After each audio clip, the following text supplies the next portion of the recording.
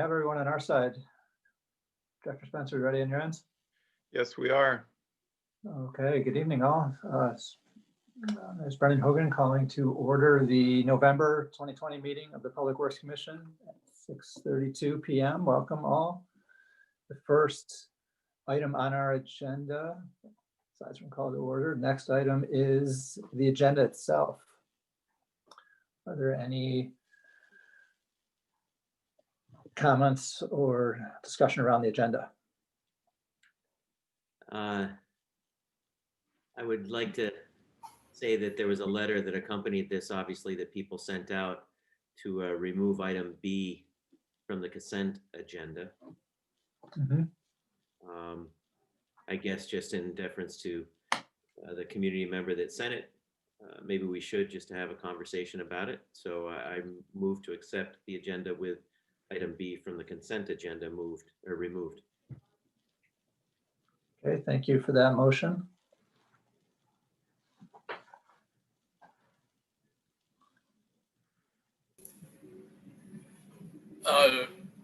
Chair Hogan, I should throw out there too, there's been some communications around item A in the consent agenda as well regarding North Winooski Ave 15-minute parking. So it may be worth pulling that off as well for the same reasons as mentioned as by Commissioner Morrow. Sure, giving each of those their dedicated space. Okay. All right, and I'll accept that amendment to my motion.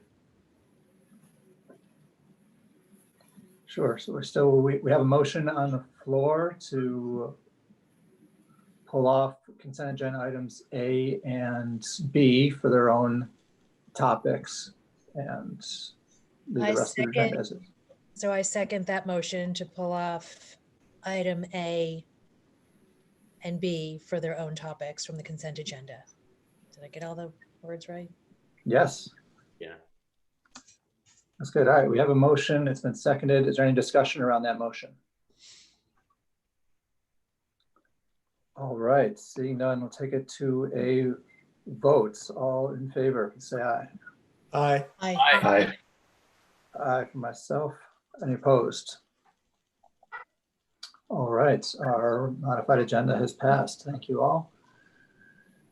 Next item on the agenda is public forum. We'll ask the interested public participants to limit their time to 3 minutes and note that individual items on the agenda will have associated public comment dedicated to that as well. So we ask that in this general public forum, please, you're welcome to speak on any topic of that's on your minds, but there will be a dedicated chance to speak on specific agenda items later on.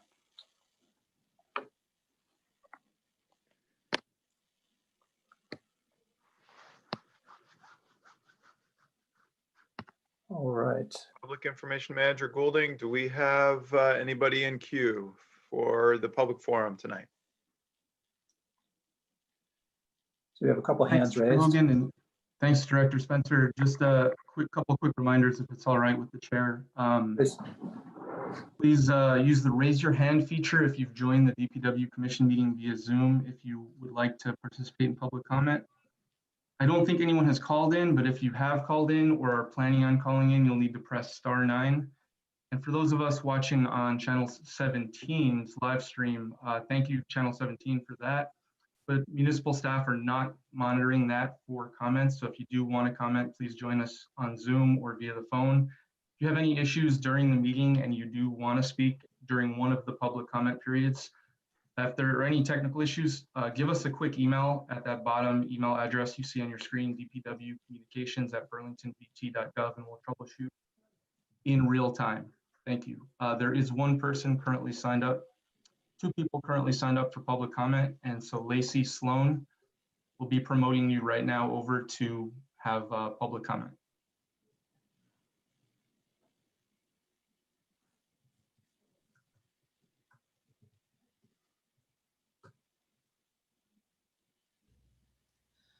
Okay, can I be, oh, looks like I can be heard now. Good evening. My name is Dr. Lacey Sloan. I really appreciate your taking quick action on the request to remove the 15-minute restricted parking space on North Winooski. I am speaking on that item that was initially on the consent agenda. It's my understanding that 15-minute signs like this are installed upon request and are not a mandated part of the parking plan, and they're usually put up based upon compromises with neighbors. As a professor who teaches research and policy for over 25 years, I know the importance of making decisions based upon empirical evidence rather than anecdotal information. And so, lacking a camera to turn on to the space for 24 hours a day, I made randomly selected observations of the parking space based on 44 selected times over 44 times over 4 days. The first 2 days, I made observations over a 24-hour period, and that did mean setting my alarm clock and waking up at 2:30 or 2:35 in the morning so that I could see if the space was being used. The last 2 days after the Department of Public Works said they wanted to restrict it to 9 to 6, I drew new, using a random numbers generator, I selected new observation times restricted to the hours of 9 a.m. to 6 p.m. Finally, because there were only, out of the 41 observations that I made, which is 93% of the originally selected times, the space was used less than 5% of the time. Basically, 2 out of the 41 times, there was a vehicle using the space. Once, as far as I could tell, they were gone within 15 minutes. The second time, they were there beyond the 15-minute restricted time. Although that time happened to span over the 6 o'clock period. They were parked there. My observation was at approximately 5:45. They were still there at 6:20 or 6:30 after that observation was over. I finally used convenience sampling, which is basically the technique that happens when you distribute flyers and ask people to comment. It's just whoever happens to respond. I decided I would sit and observe the space for 4 uninterrupted hours. And there were no vehicles that parked at all during that time. That was 11 to 1:30 p.m. and 2:30 to 4 p.m. on a Friday. Even though I did provide these results a week ago, I didn't see it in your packet. Just to summarize, there were 93% of the time that parking space was not used. And during the, hang on a second, let me make sure this is right.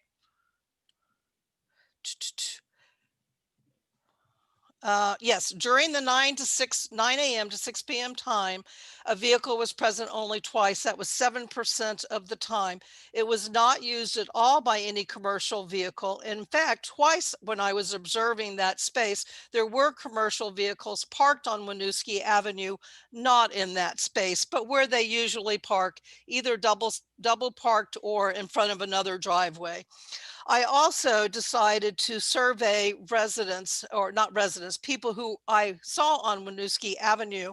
This was a convenience sample. I interviewed face-to-face using socially distanced protocols, of course, with masks, 11 people to ask them if they would like to have the sign removed, not up for any restrictions at all, removed so it could be used 24 hours a day by anyone.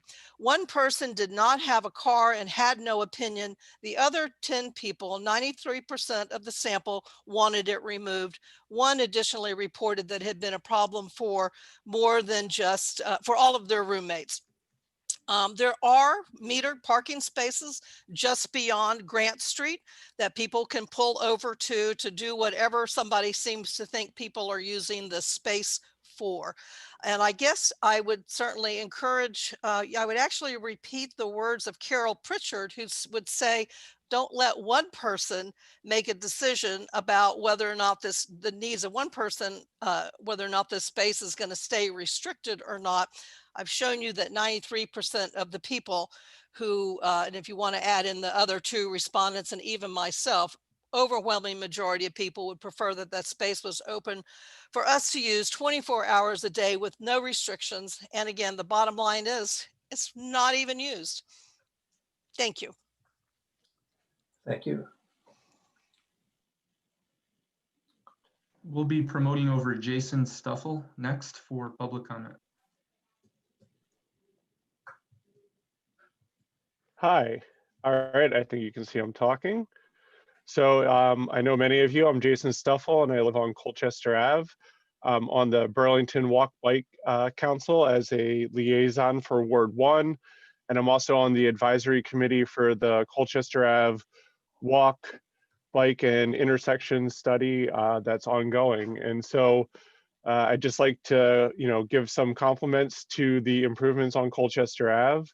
I've been using the bike lane multiple times daily for the past year, and so the improvements there are really, really nice. The addition of the 10-foot wide side path in the area is a great addition, and looking forward to the Mansfield Ave path, hopefully being built next summer to complement that.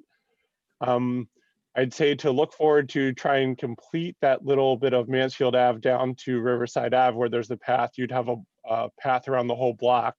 It's just a little bit of North Prospect that maybe something needs to be connected there. South Winooski Ave is, I'd say that's a great improvement as well. I've been looking forward to that for a long time. So just again, the transition seemed great, and I really, I've been actually driving it a few times just on purpose, just to see how it is, and I bike it a lot, and I think that's a great improvement there as well.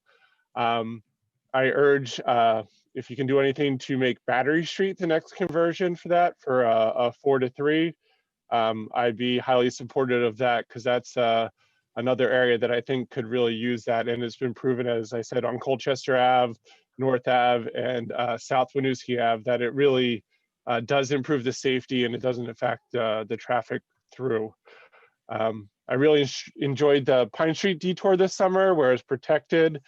I'd encourage anything we can do to keep that next summer and make it more protected. I know there's still a few parking spots along part of that area, and if we can do anything to remove those and make that a fully connected corridor, the use I saw this summer was extraordinary, by families, by kids, all over the place. And so I think that's a really important thing to focus on, is just a small little bit of area that needs improvement. Besides that, I just want to compliment the city on the amount of bike improvement that's been going on. I know I always want more, but it's encouraging just to see the amount of new bikers in the city, or maybe, I don't know, maybe they've been there and I just haven't noticed, but on Colchester Ave, because I've been at home working from home, I see people going by the window all day up and down the hill on the bike lanes there, and it really makes it encouraging just to see that improvement. So, often you get a lot of complaints, but mostly I like to compliment you on the decisions over the past 2 years that have led up to these improvements that have really made it nice for people who are walking and biking. So thank you very much, the commission, for doing that. Thank you. All right, thank you. And Chairman, I think that is all that it has signed up for public comment. So there's no one else. All right. Thank you, Mr. Golding. With that, we'll close out public forum and move on to agenda item number 4, the consent agenda.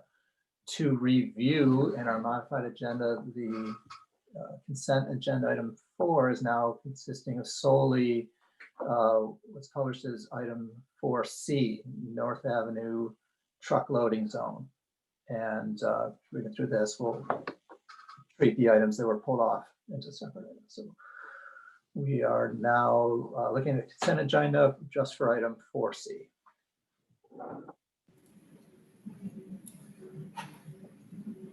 It sounds like you're looking for a motion, in which case I will move to approve the consent agenda. Second. Thank you for that motion. Commissioner Archambault with the motion, seconded Commissioner Barr. Thank you for that. Is there any discussion around that motion? All right, seeing none, we'll bring it to a vote. All those in favor of approving this consent agenda, please say aye. Aye. Aye. For myself, any opposed? All right, our consent agenda with item 4C is passed unanimously. Thank you all. Next, I think this will take it in order. Our new agenda item 4.1, we'll call it, will be the North Avenue 15-minute parking space. Let's see, where should we start with this? From staff, like to just give a brief introduction of what we're looking at here. Sure. Initially got the request from Ms. Sloan a little over a month ago. Did some discussing with the local business, Carol Pritchard, who owns the funeral home.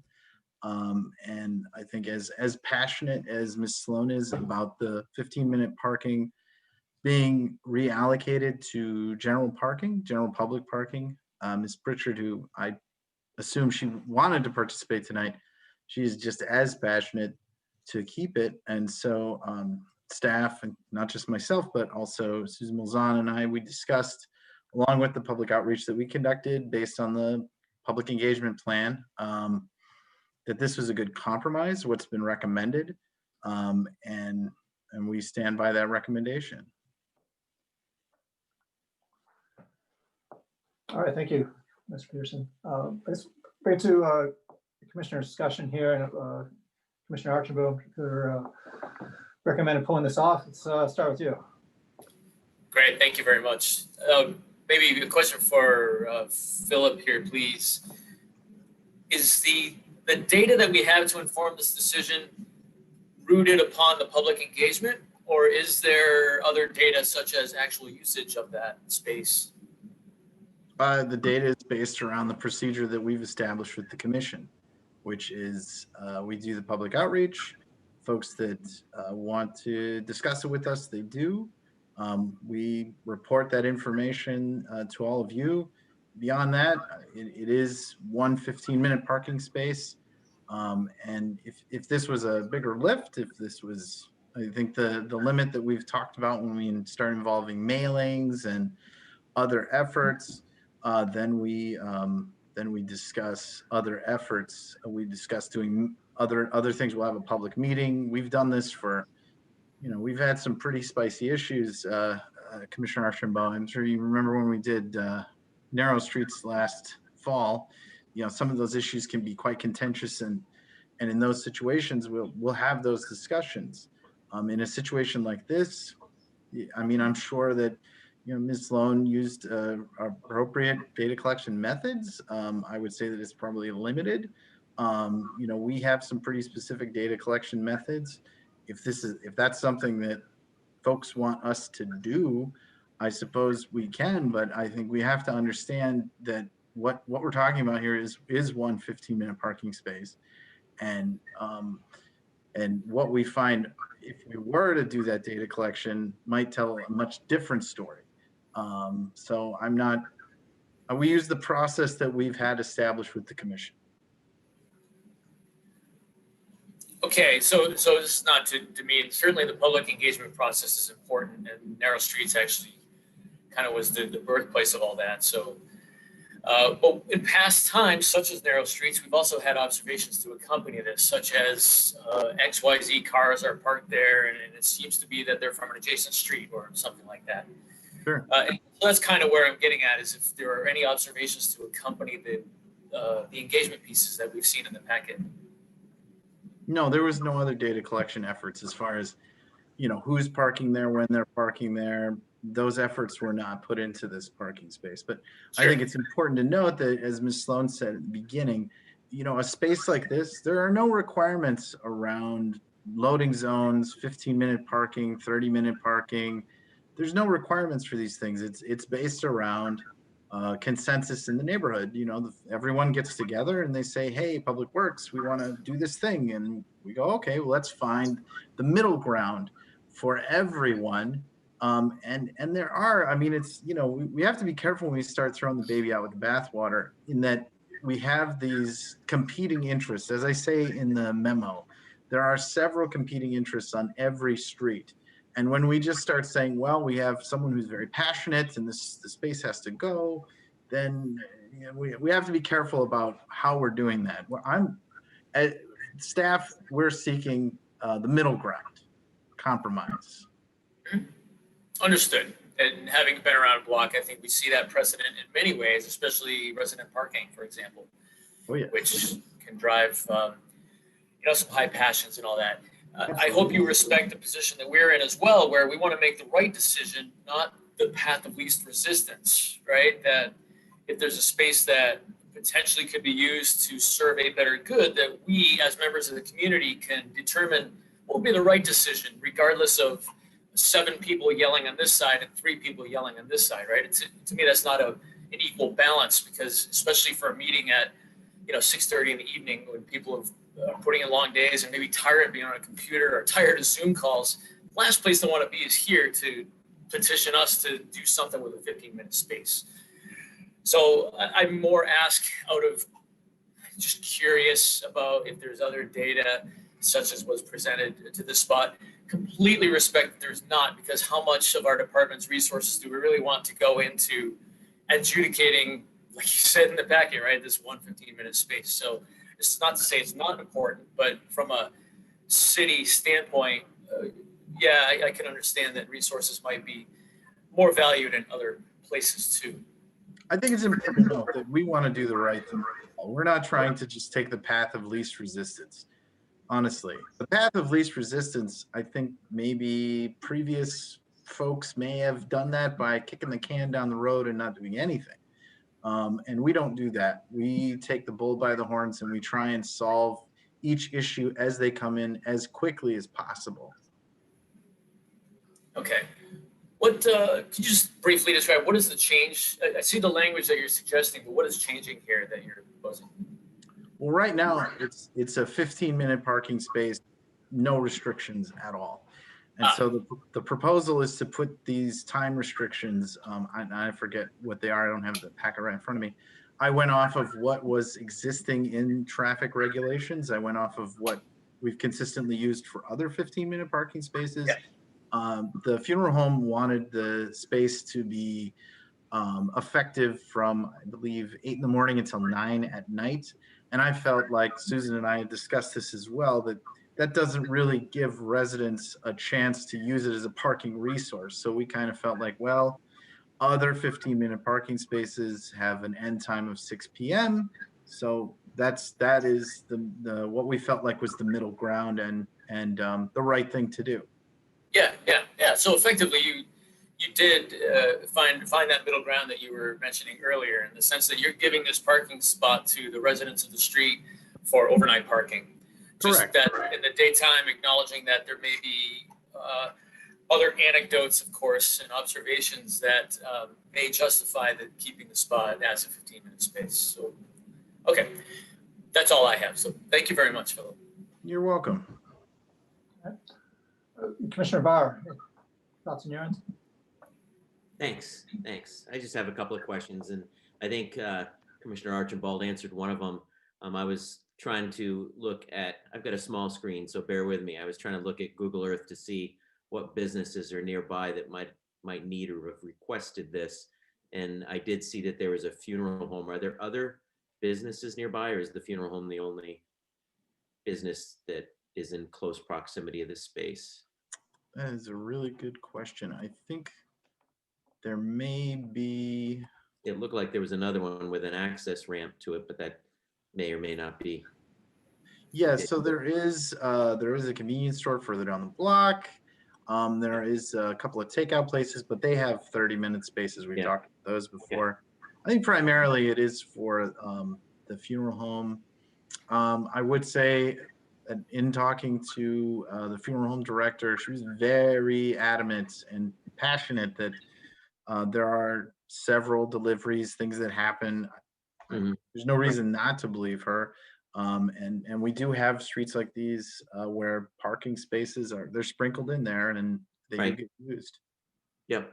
Okay. So a follow-on question then, because I know that given the current conditions of the world, that their businesses may or may not be as busy as they have been in past, or hope to be in future. Although don't put me down for saying that if I hope a funeral home is busy. My point is that,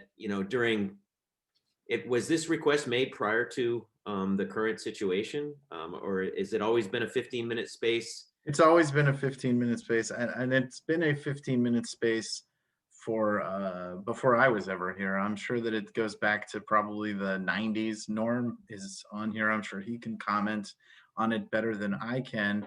But yeah, it's always been a 15-minute space. Did it go away? Because when I looked at Google Earth, it's there right now. No, it's still a 15-minute space. So Okay. we're not talking about getting taking an existing general parking space and making it into a 15-minute parking space. We're talking about an existing 15-minute parking space and putting time restrictions onto it so that the 15-minute parking may still be used and during daytime hours, and then folks can have local residents can use it as overnight parking. And that does make sense. I mean, I looked at the Google Earth again, and there's a driveway that goes towards the back of this funeral home that's right there, and there are other driveways near there. I personally, I think that what you've come up with is a fair compromise. I just would say that there might not be a lot of business going on right now. So any observations that may have been made in the last week or 2 weeks or 3 weeks or month may not be indicative of what it normally is like. And if we ever get back to normal, I guess I'm just thinking that, that there's a 15-minute space there. It has been there. There obviously was a need, or it wouldn't be there. It apparently had been used, and you're just recommending that we restrict it a little bit so that the residents have more of a chance to park there overnight. So that's all I have. Thank you. Commissioner Bose, anything, thoughts on your end? I mean, I think most of my questions have been answered, but I don't know exactly what the mechanism we have. You've sort of mentioned this already in terms of, what kinds of resources do we have to actually do extensive analysis of this one 15-minute spot. At the same time, leaving your department to mediate between strongly held views of, maybe it's two people, one on each side, or maybe it's half of a neighborhood and the other half a neighborhood. I don't really know what the mechanism we have beyond actually going and doing this kind of observation ourselves. And I guess that's a bigger question for the department to answer. If you were tasked with mediating these kinds of disputes citywide, I mean, what kinds of, I don't know how many of these kinds of cases come to you. It certainly, it's stood out when I read it in the package, and I read, all of the communications that had gone on, and it's very hard to take either of these sides as being more valid than the other. I mean, I've certainly seen a presentation of a more systematic documentation in the case to remove it, and on the other hand, it's just sort of anecdotes. And so I was sort of looking for a little bit more evidence as well. But again, I understand that, to validate the claims one way or another. But again, I mean, I don't know if Director Spencer has some kind of thought about what a dispute like this would mean in the grand scheme of things in terms of what the department's capacity is. So it's not really a bigger question that I have, or a pathway forward. Certainly a compromise seems like the best way forward to me, but perhaps Director Spencer can chime in a little bit. Great. Thank you, Commissioner Bose. At this point for us, this is one moment in time. It is during a pandemic. We are not sure what the full use of the space would be outside of the pandemic. But we received this request several weeks ago. We've been able to bring this to you fairly quickly. Times change, and we can revisit at some future time. So my thought is nothing is set in stone here. This is a move to provide more additional neighborhood access once life returns to normal. Then we can, if the neighborhood is interested in requesting a further change, we can certainly explore it at that time. I do appreciate the acknowledgement of capacity. We were unable to hire interns this year or seasonal staff. So the technical services team has been doing a lot of resident engineer work in the field, and as a result has really struggled to kind of keep up with their workloads. And so I want to thank staff for that. It was great to be able to turn this so quickly. I think this is a good step forward, staff is recommending, and look forward to evaluating in the future if the neighborhood wants further evaluation post-pandemic. Thank you for that. All right, any of the commissioner comments? Anything, Commissioner Gilman? I think all my questions I asked, I think have been addressed. I agree. It sounds like the data says we should move away from a full-time 15-minute restriction, which I think this does. So I'm generally in support of the proposal put forward by staff. Thank you. Commissioner O'Neill. So I agree. I'm in support of the proposal put forth by the staff. But just to qualify that, while I appreciate residents collecting data and the passion they have about parking in front or near their residence, I think given the limitations of city staff, we don't have the city staff data protocol that we can rely on to say we're going to make a decision based on city data. So to agree with Director Spencer, moving forward with this compromise sounds great. And then if we need to revisit it once we're on the other side of this pandemic and there's more vibrant activity along North Winooski Avenue, and or if this falls within the scope of the North Winooski parking study, which I think will be rolled out sometime in the near future, that may come into play then. But I think this is a great compromise to allow residents to park at night. Thank you. Commissioner Overby. I also support the recommendation to make available the spot for overnight parking of residents. And I feel like we do have other situations such as the Elmwood funeral home where they have other arrangements which might be more burdensome than having a 15-minute spot out front, where they are able to actually block off entire sections of Elmwood from parking when there are funerals planned. So I feel like we, if we want to revisit this, we can, there's way more to dealing with the needs of funeral homes. And I don't want to just, I think if we want to have that discussion about this particular parking spot, then there's more to the discussion than just this 15-minute spot. So I feel like we've done it before to make sure that people can park overnight that are in a residential neighborhood. I feel like this is a great way to go forward. And I do support the staff's recommendation. All right, thank you. I guess with that, Commissioner Golding, can you check and see if there's any takers on a public comments specific to this agenda item 4.1 North Winooski Ave 15-minute space? Thanks, Chairman. If there is anybody interested, please use the raise your hand feature on Zoom. I don't think anyone has called in, but if you have or are about to, please press *9. At this time, there is nobody currently signed up. Okay, thank you.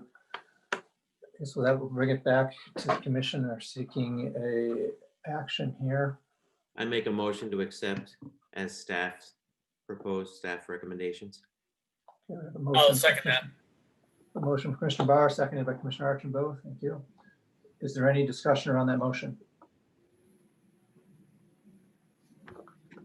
All right, seeing none, we'll bring it to a vote. So I'll call roll through the vote here. Commissioner Archambault. Aye. Commissioner Barr. Aye. Commissioner Bose. Aye. Commissioner Gilman. Aye. Okay. Commissioner O'Neill. Aye. Commissioner Overby. Aye. And myself and I.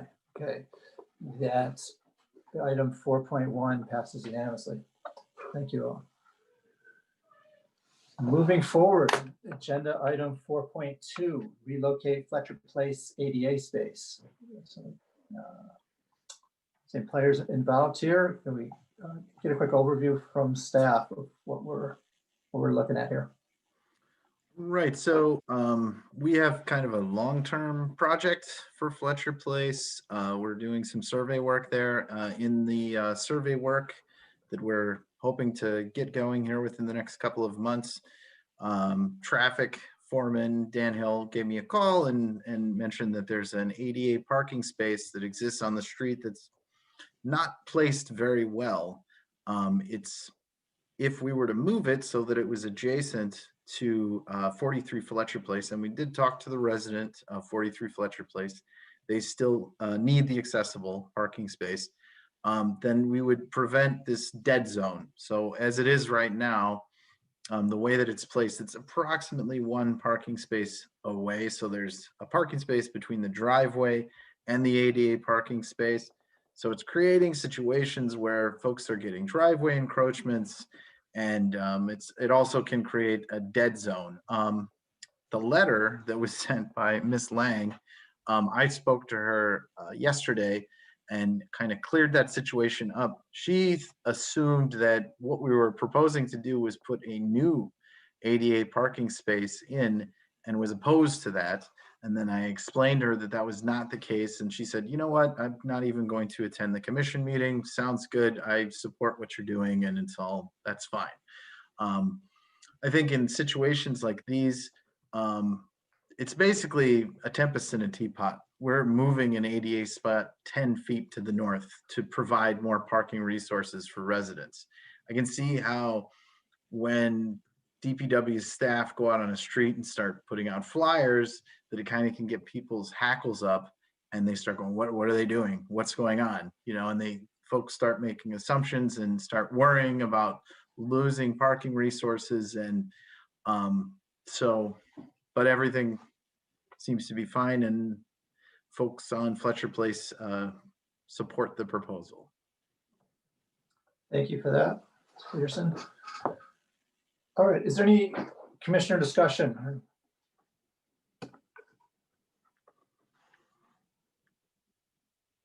I'll just say no, that I read the letter. She's a resident of my ward, so I felt compelled to pull it off, not knowing that there was a second conversation after the letter. So I'm fine. Okay, thank you, Commissioner Barr. Anything further from the commission? All right, since we're here, we'll open it up and see if there's anyone interested in speaking on a public comment regarding this item 4.2, relocate Fletcher Place ADA space.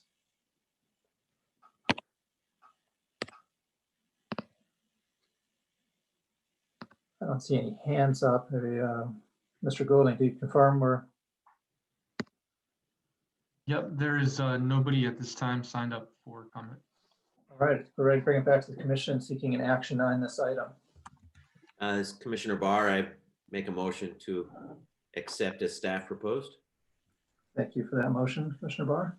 I second that motion to accept staff proposal. And we have a second, Commissioner O'Neill, thank you. All right, is there any discussion on that motion?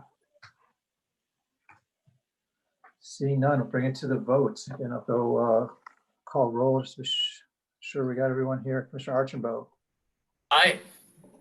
Commissioner Barr. Aye. Commissioner Bose. Aye. Commissioner Gilman. Aye. Commissioner O'Neill. Aye. Commissioner Overby. Aye.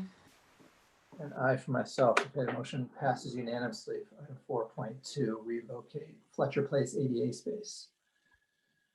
Thank you very much. Moving forward. Happy Thanksgiving, everybody. Same to you all. Thank you. All right, so we're on item 5, winter maintenance presentation. Seeking a staff presentation. This one. Do we have Mr. Perry? Good evening, commissioners. How are you? Good evening. Great, thanks. How are you? Everybody ready to talk about snow? Yeah, please. That time of year. Feels like it today, actually. Okay, so I'm going to get the presentation up and share my screen.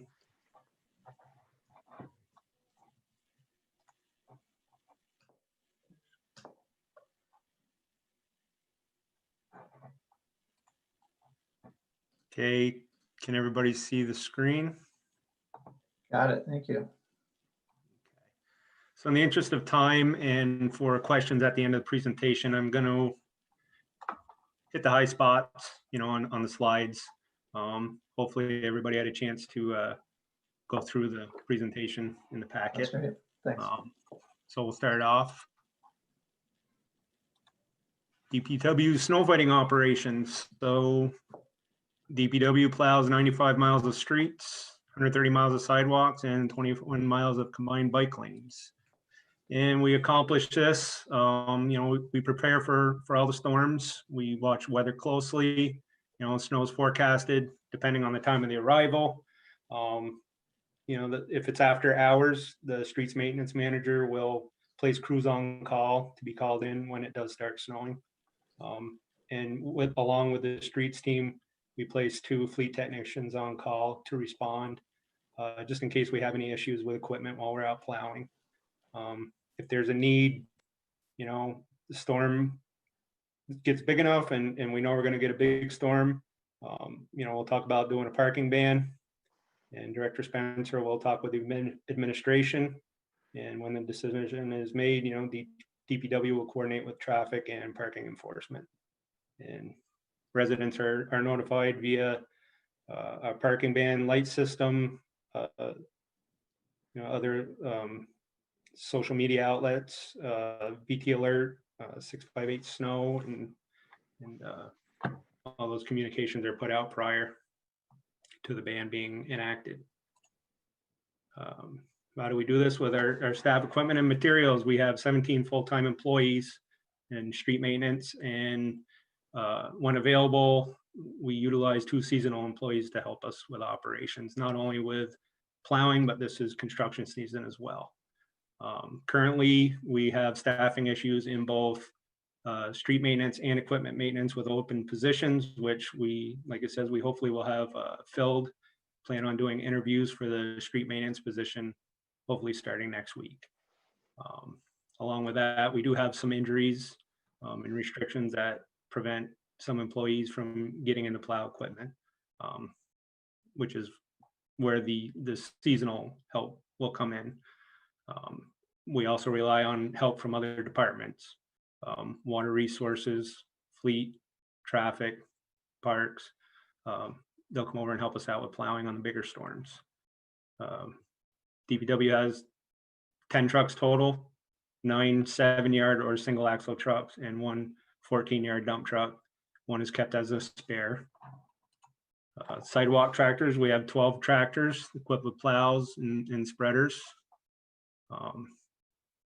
Materials, we keep on stock 500 to 600 tons of rock salt located at 645 Pine Street in our bins, as well as about 7,000 gallons of chemicals in storage tanks that can be mixed with the salt in applications, especially in colder weather. It really enhances the salt's potential and allows us to use it at colder temperatures. And plow routes, streets and sidewalks. Streets are broken into 9 routes, 3 in the new north end, 3 in the old north end hub area, and 3 in the south end. Sidewalk tractors are similar. We might break them up, put less tractors in routes to keep that hub area a little more concentrated on. A lot of side streets in the old north end. And this is an example of plow route map. Each truck and tractor will have a plow route for each route in the city in a binder. So, normally truck drivers have their own routes, tractor operators have their own routes, but in some cases, if you get a person sick, calls out, truck goes down, you need another truck to go on that route. That person might not be as familiar with it. They have a map to go to see which streets get plowed. And on these maps, you can see the specific areas to pay attention to, which would be hills, intersections, Green Mountain transit routes, and bike lanes.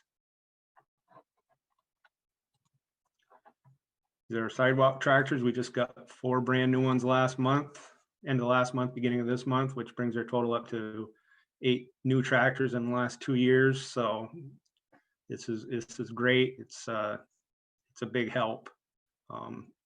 it's going to leave a lot of stress on our team and our equipment maintenance team as well, less breakdowns. And here's one of our trucks plowing Main Street, during a storm. Concentrate on main arterial roads to keep traffic flowing in and out. And, depending on the day, the snow lets up and we can keep the traffic flowing, then we'll dip into the side streets and start plowing those out as well. But when it's really intense, we just have to concentrate on those mains. This is one of our trucks getting loaded up with salt at our salt storage facility on Pine Street. Tractors are usually loaded with a chase truck, we call. We send out 1-ton trucks loaded with salt, and the driver will, have a phone. When the tractors need salt, they'll figure out where they are, meet them. Both the operator and the truck driver will fill their truck by hand with a shovel, rather than wasting time coming all the way back to Pine Street to fill up a sidewalk tractor. And here's a picture of Barrett Trucking delivering a load of salt. Cargill got the contract for salt again this year, and Barrett Trucking is a distributor. Usually after a storm event, we'll take a look at our bins to see what we need to order and immediately have them start trucking it in. And it's anywhere from 100 to 150 ton, after a decent sized storm. And snow operations and COVID. So as you know, COVID's really changed the way DPW had to go about doing business this year, especially, in my departments. My guys can't work remotely, so we've had to change shifts around. And it was good during the summer because they're out working out in the fields. But now that winter's coming, we're going to be back in the shop. So we're really trying to press, safe hygiene, masks, social distancing to keep everybody safe and healthy. We have protocols we follow, and, it's going to be a challenge this winter, and we know that going into it, but we're going to do everything we can to mitigate anybody getting sick. And how to report winter issues. So most of our issues come through customer service. They can be called at that number. After hours, there is an answering service. We do have a person on call 24/7. They'll get a hold of the pager. If there's a slippery spot, we'll respond depending on the severity. We might call in 1 or 2 guys, or we might call in the whole crew, depending. It can also be, complaints can also be registered through C-Click Fix on the city website. And that is a quick overview of our winter plowing operations. Great, thanks so much. Reminder, we're not seeking any action particular here, but we're looking forward to a discussion around these points. So I'll open it up for commissioner discussion at this point. Would you like me to leave the screen up in case they want to go back to a slide, or is it fine to take it down? Yeah, I think it's fine to take it Okay. down. We've seen it in our packet. We've reviewed it again now. And if need be, we can bug you to bring it up, but I'd rather see the people at the moment. Commissioner Overby, we start with you. What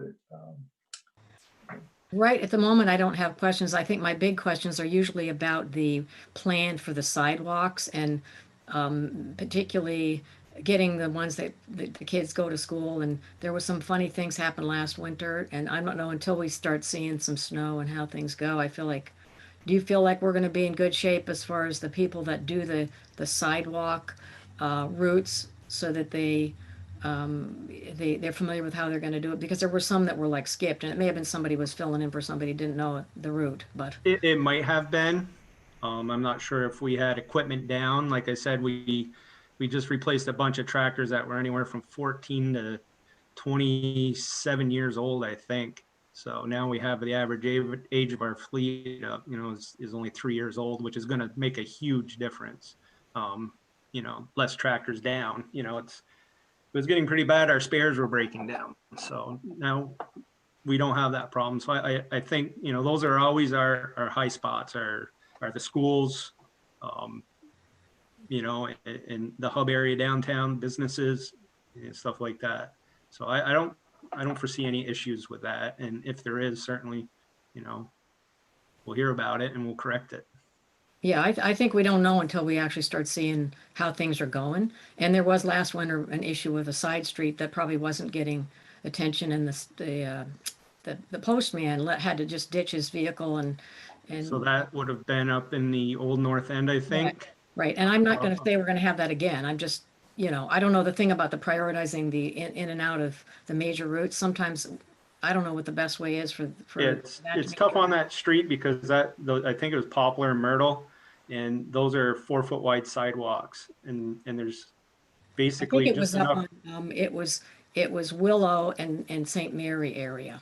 Willow and St. Mary, okay. Yeah, but I don't want to go Okay. into details. I'm really happy that you're thinking about it, you're working on it, and we'll see how things go. And I don't have any complaints until we see if anything needs to be dealt with later. So I think you're doing a great job Oh, planning. thank you.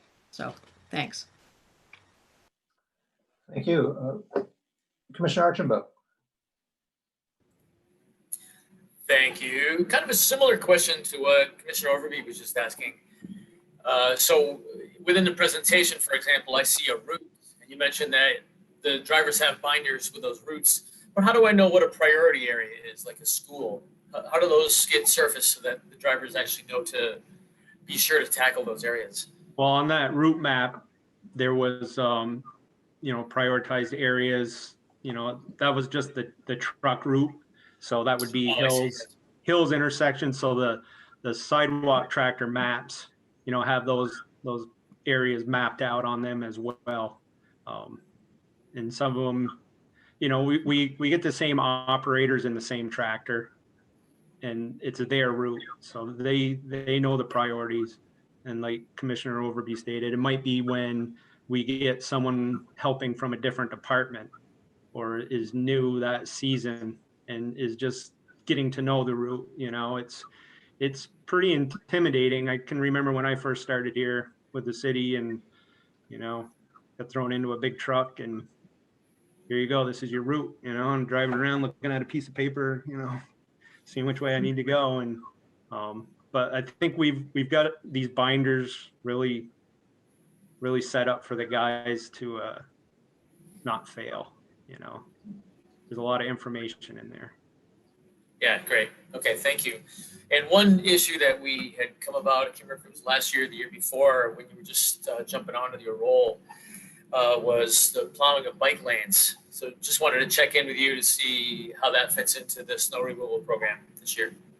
So yeah, at the end of last winter, I think we got a pretty good handle on it because we were waiting to plow the bike lanes after the sidewalk tractors were done their plow routes. You know, they'd go out and then they'd all go out like a bunch of bees and just hit all the bike lanes. So now, you know, I was like, you're driving parallel to it. Just do your pass up the sidewalk, go back down the other side, then make your pass up the bike lane. Yeah. You know, so that's how we instructed them to do it. And that's great. Their bike lanes, you know, are plowed with the bigger trucks with a wing, you know, and we get as close as we can to the curb. And then over the winter, if the banks get too big, we'll go do snow removal. That's what we did last year. We'll go right down either with a sidewalk tractor with a blower, blow it straight so it doesn't keep sloughing down into the lane, or just bring the loaders up there and haul it right out. Yeah, okay. And do you have a facility up in the new North End this year where you can draw salt and fuel from for your sidewalk plows? We can draw fuel, but hopefully in the future we can get some salt storage up there, because that would be nice for the tractors and the trucks as well. Yeah, well, that's half the battle, right? Because technically you could get a truck full of salt up there to restock the sidewalk plows instead of having them drive all the way back down to Pine Street, right? Well, we have the 1 ton out there already to fill up the tractor. So okay. It'd just be the 1 ton that goes back. But yeah, if we were able to store, you know, 100 ton of salt out there for the winter, just for the tractors and the trucks, you know, that'd save a lot of time, even with the trucks, you know, during traffic, heavy traffic, a big storm is going to take that truck 30 minutes in traffic to get back to Pine Street to load up. That's why we got the Yeah. tandem. The tandem's a bigger truck. It can hold 7 yards more. It can hold double what a single axle can. So we can send them out on the belt line and just keep going back and forth on the belt line in the avenue while the smaller trucks, hit the side Yeah. roads.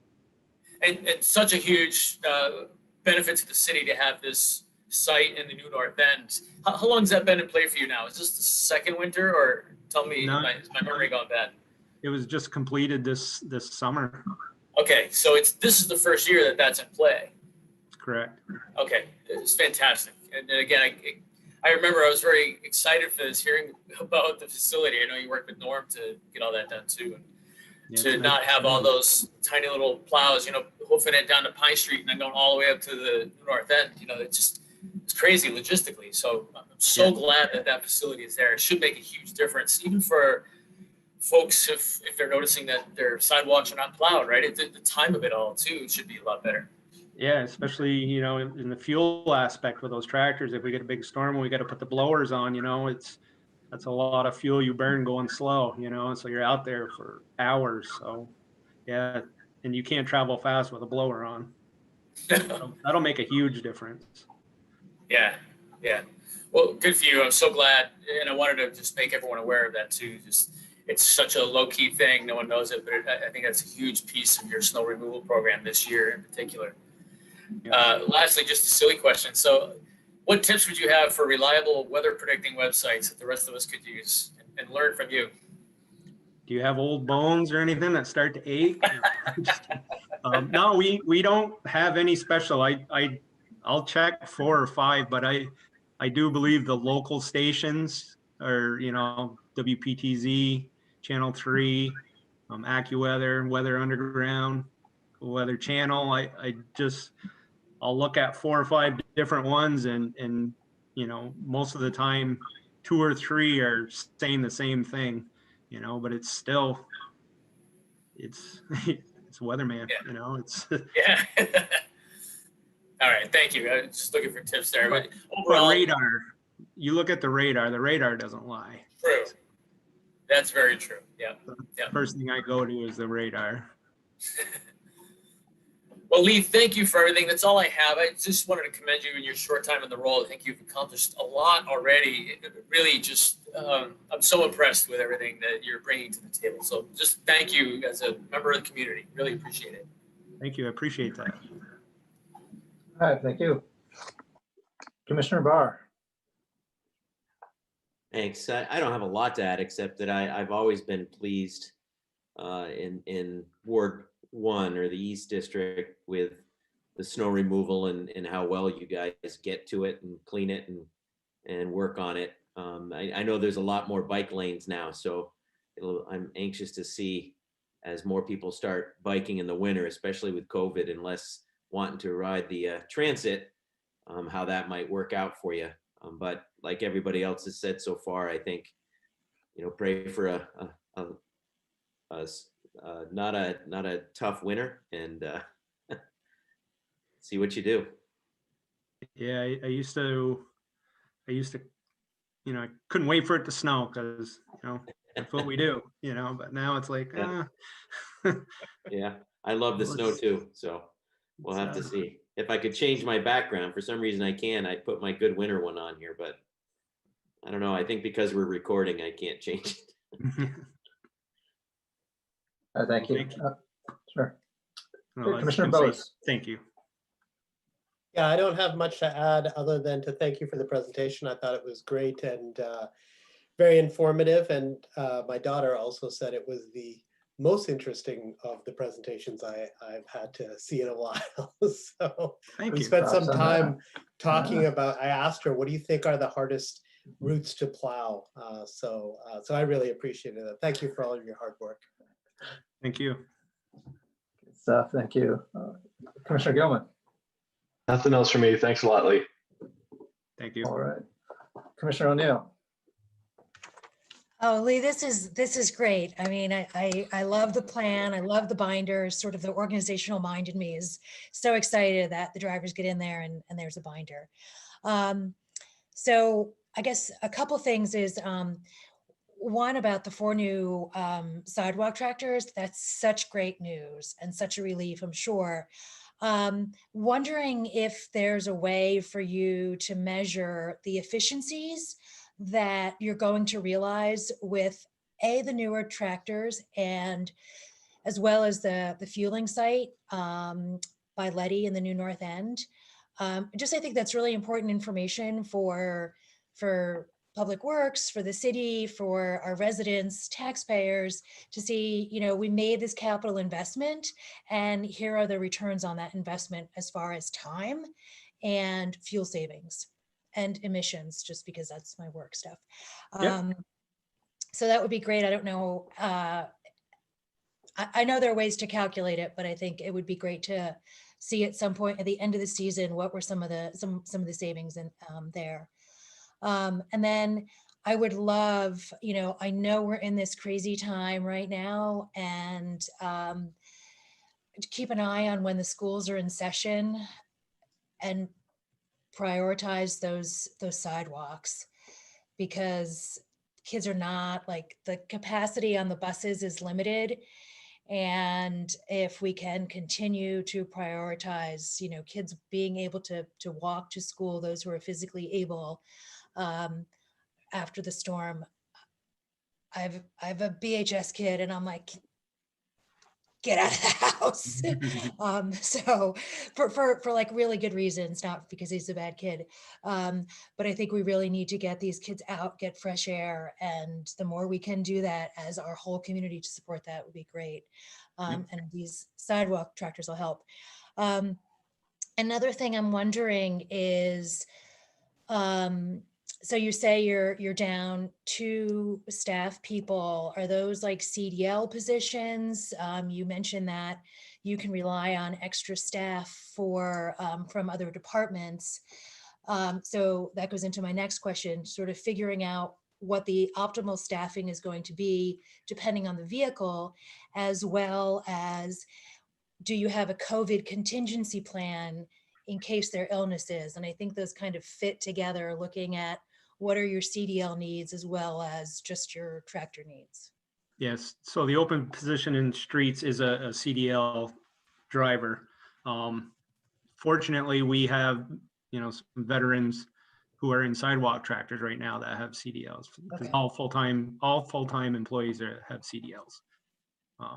We even have one seasonal that we were able to help him get his CDL. So he's been helping out tremendously. But so we will be interviewing that position, like I said, hopefully next week. So regardless, we will have someone going in that truck, whether it's a new hire or we will rotate them out of a sidewalk tractor and put that new hire in a sidewalk tractor, because those are not CDL required. Right. And then in fleet maintenance, all of the fleet maintenance are CDL positions as well. So we can take employees from fleet maintenance, put them in a dump truck. We have plenty of experienced operators over there. Same with water resources. We can get up to 6 from them. We have people from wastewater that help out, and we are trying to reach out across other departments to see if we can solicit any more volunteers, whether it's driving one of the trucks around to fill up tractors, or training them to operate a sidewalk tractor. We've tried reaching out cross departmentally to Burlington Electric to see if they had people off hours that are available. We're still looking at that. So we're trying to cover our bases if this COVID thing does affect us. I know there are some other towns that are doing similar things. We are working with other towns, Williston and other towns in the area, for help if one of their departments gets affected. We could possibly help them out. They could help us out. And I know there's a lot of other towns throughout the state that are doing that.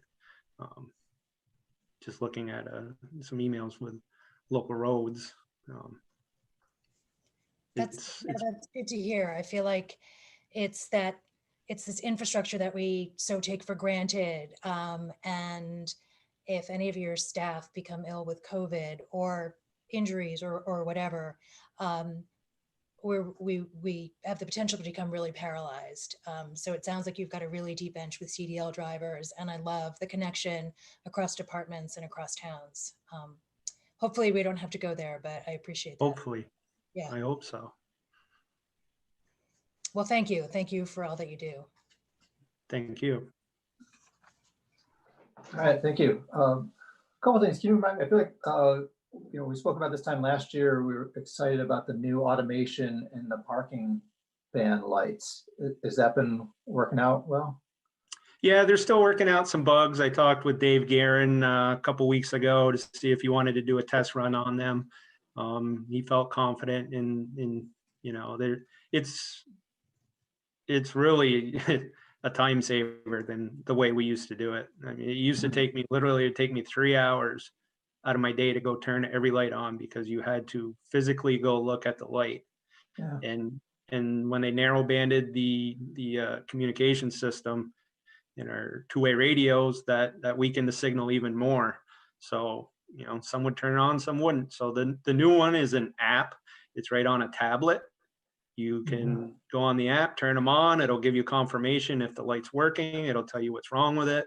So that's a big saver right there. And there are still few that the technician will have to go out and turn on, but it's not like before. Oh, that's great. I like the sort of some themes here, moving the direction of greater efficiency with those automations, some newer tractors, fuel depot at Letty Park. It's all good stuff. Must add sort of similar theme. Today is GIS Day. I know some number of organizations were celebrating that today. I applaud that your sample truck routes in the packet looks fresher and newer than what we've seen in previous packets of like the highlighter over the 20-year-old map. So I take that as a hint that we're moving in the direction of modernization there. Is it safe to assume the other routes have been updated as well? Yes. Thank you. And we're looking at, there's this old snow and ice control plan, standard operating procedure, a document that's up on your website, and it's, I feel, outdated in its appendix of bike lanes. Has that stuff been refreshed in these route binders that are out as well? Yeah, the snow and ice control policy that was presented last year and this year? Yeah. Okay, well, I'll have to look at that. That's outdated? I mean, I have a link from last year. Okay, I will look at it because I got all the updated information when I rewrote the policy last year, or updated the policy. Yeah, maybe worth another pass through that. I think it's still yeah, I don't want to take time now, but yeah, I'm absolutely, I'll look at that. For our earlier comments on in public forum, we've been building out the bike network and want to make sure that that's reflected in these route maps as well. Yep. Thank absolutely. You. Let's see what else on my list here. Oh, are there any, are you and your teams feeling good about where we are with the narrow streets? I haven't heard anything coming forward about any changes or additions there. They could always be wider. Sure. Well, and that's with our 1 ton. That's why we call it the dead end narrow street truck, because it only takes a couple cars parking across from each other on a street, and we can't fit through there with our big trucks, even with a wing up. And guys aren't going to risk, damage to vehicles, damage to our vehicles. It is their license, so they'll call the 1 ton if they can't fit through, and the 1 ton will drive out, which does add time to their route. Sure. But Philip, he has we went through this list with them last year, you know, and what Mhm. we needed issues with. So I think we got a pretty good handle on it. Okay, thanks. Yeah, I recall we were sort of going in, I don't know if it was increasing order of right of way width there and picking off a couple Yeah. at a So the time. Do you anticipate making any changes there? I don't think so. I know the person who plows in the Old North End where they changed the parking on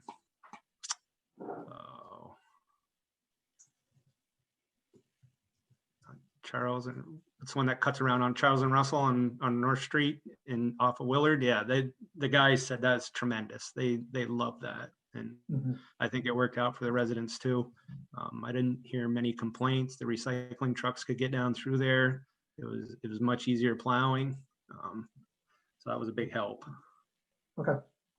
I know there's still a lengthy list of streets that are not really compliant, but I guess we'll sort of wait and see. Yeah, we'll work through them. Director Spencer. Thanks, Chair Hogan. Yes, given this year's challenges and all we were focusing on, we did not have the bandwidth to bring through the next slug of narrow streets. We can look at that in advance of next winter. Yeah. Fair enough. Thank you. And I guess one other point I know we've touched upon in the past about enforcement for blocking sidewalks with private snow clearing. As I understand it, it's a very minor fee that's enforced rarely, if ever. And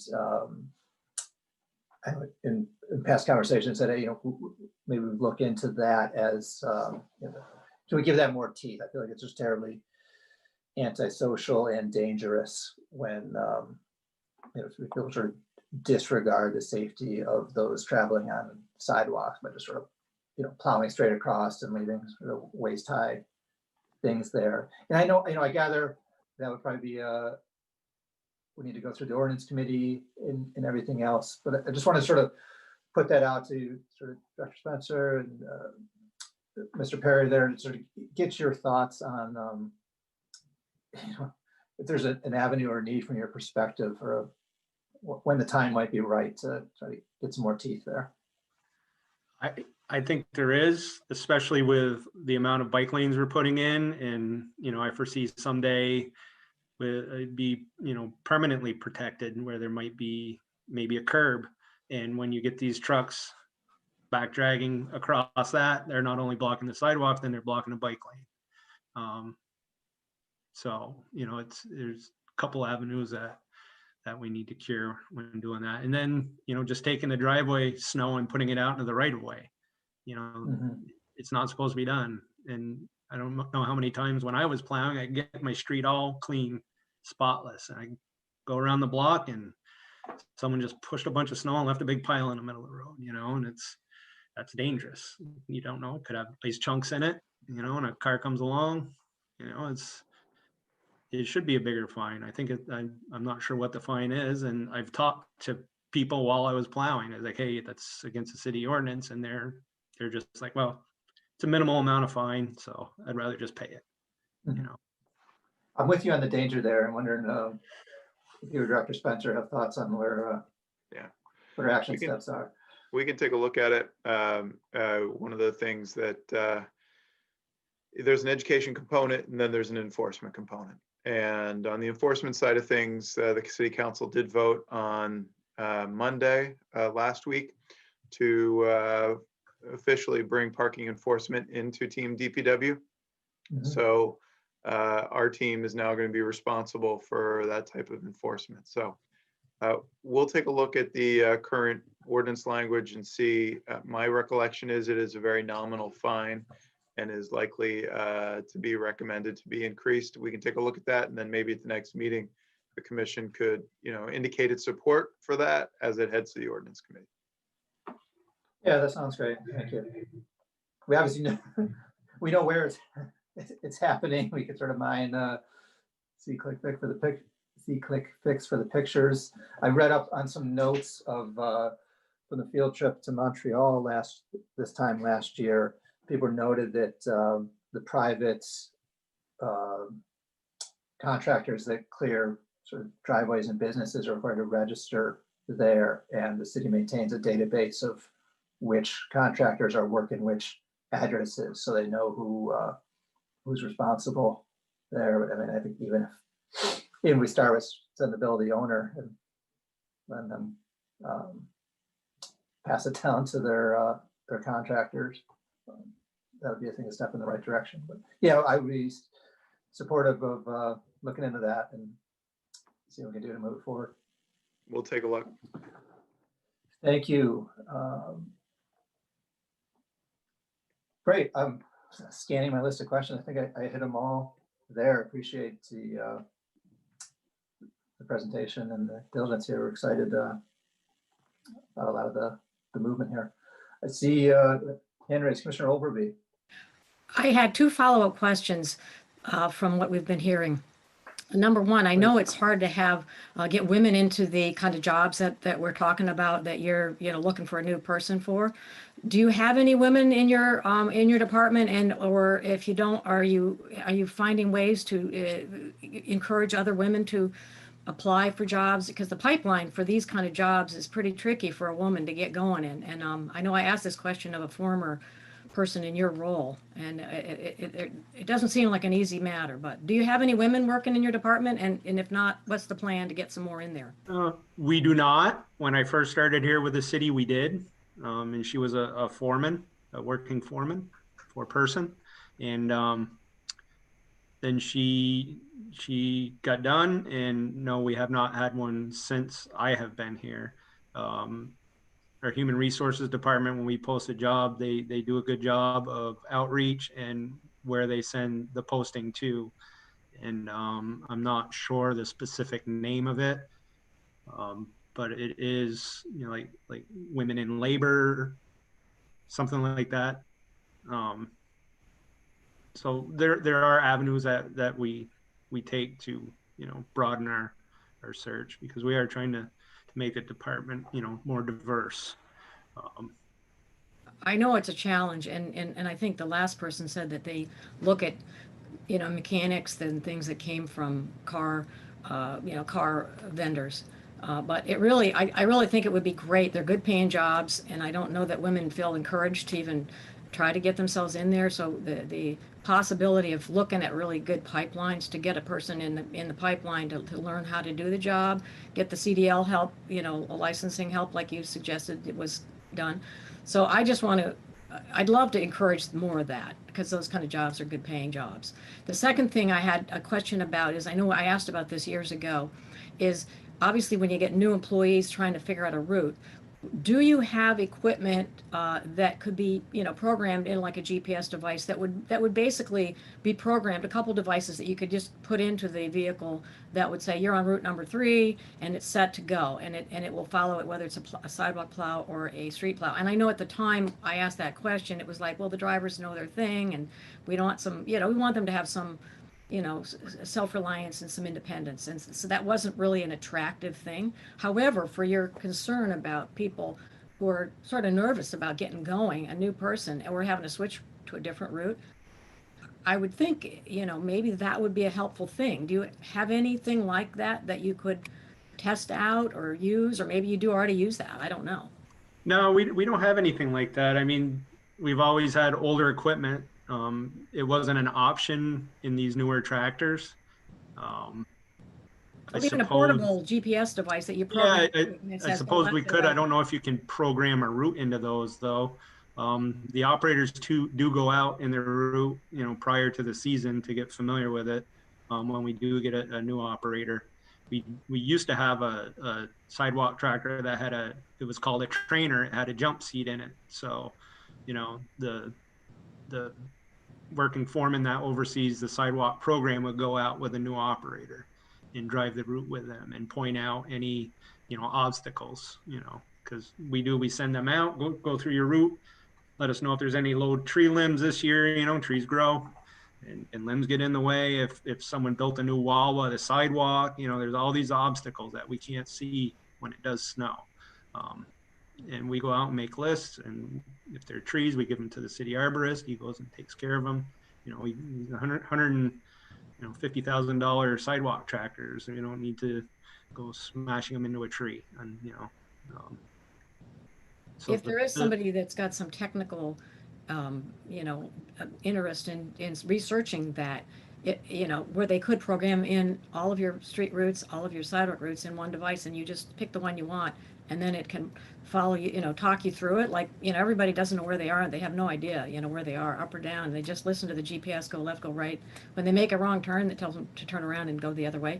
But I mean, I would think there might be something like that would be really helpful for you to know that you're going to have somebody who's given a new role, new route, that they could actually feel a little bit less nervous, and you would get the job done well. But obviously it takes some research. Maybe that's not something you could do, but maybe somebody else in DPW has that interest in researching something like that. Yeah, I can have my fleet manager take a look at that. Yeah, it sounds like a good idea. If it was me, I would love to have that. If I was the first person having to do a new route, it would be helpful for me. So Thanks very much. Thank you. Last call. Anyone else for commissioner discussion here? Or we open up to public comment? All right, Mr. Goulding, how are we looking for public comment? Chair Hogan, there is no one currently signed up for public comment. If anybody does want to sign up for public comment, please use the raise your hand feature on Zoom. But at this time, there does not appear to be anybody signed up for public comment. Okay, thank you, Mr. Goulding. All right, we're not in need of any action on this item, but I will say on behalf of the commission, I do really appreciate the preview here in the presentation, Lee, and I look forward to seeing how it goes this winter. Great, thank you, and thank you for everyone's input. I appreciate it. Yeah, sure, thanks so much. Have a good evening. Yeah, you too. All right, moving forward on our agenda, item 6, Burlington City Ordinance Language Review to address gendered pronoun recommendations. There's nothing in the packet on this. It's probably worth a little intro of what it's about. Director Spencer, would you like to introduce this, or like me to? Sure, I'm happy to say a few things. Just in conversation with Chair Hogan, we've been having back and forth conversations on various topics, in the language and ordinance that we've been referring to has used gendered pronouns, and we'd had a conversation that might be helpful for the commission to weigh in with a simple motion to indicate your support for scrubbing city ordinance to have gender neutral pronouns, or revised at least to list he and her. And I think all that we need at this time is just, a general indication that would be helpful. And we could use that support to talk to the city administration and city council to see if the ordinance committee could tackle that. Yeah, thank you for that, Director Spencer. I will note we do have a brief excerpt from charter related to another agenda item in your director's report. It does have an example of what we're talking about here. It's talking about with regards to the clerk, she'll keep a written record of proceedings of his respective board and so forth.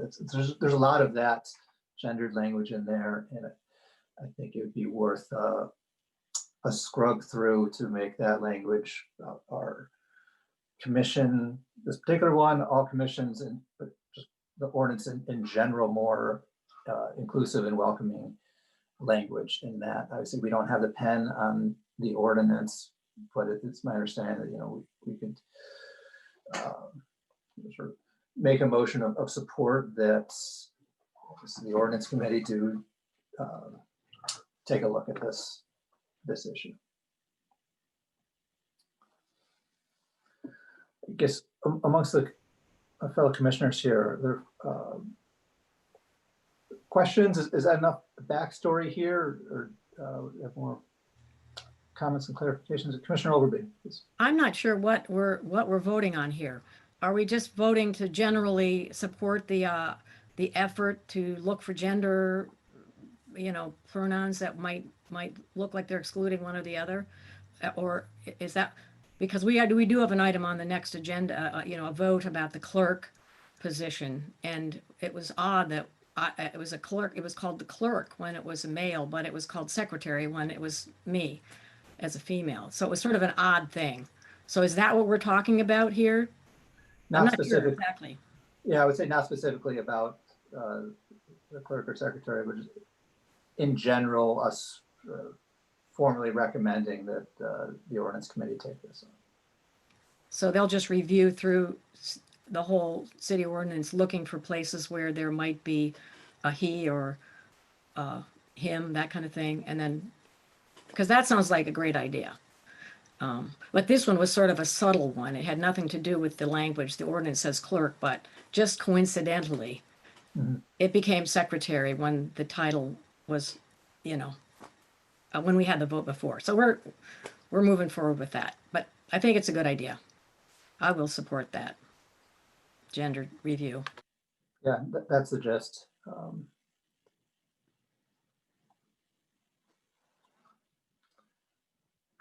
Anyone else questions or concerns, or perhaps somebody more eloquent than myself?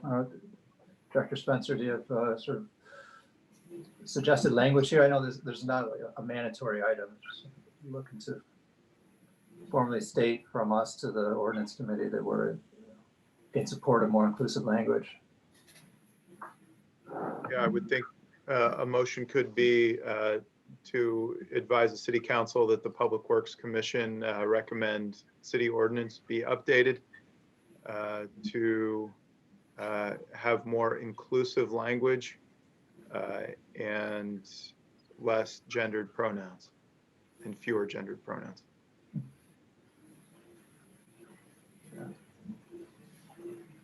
Scribbling that down here, but I like that language.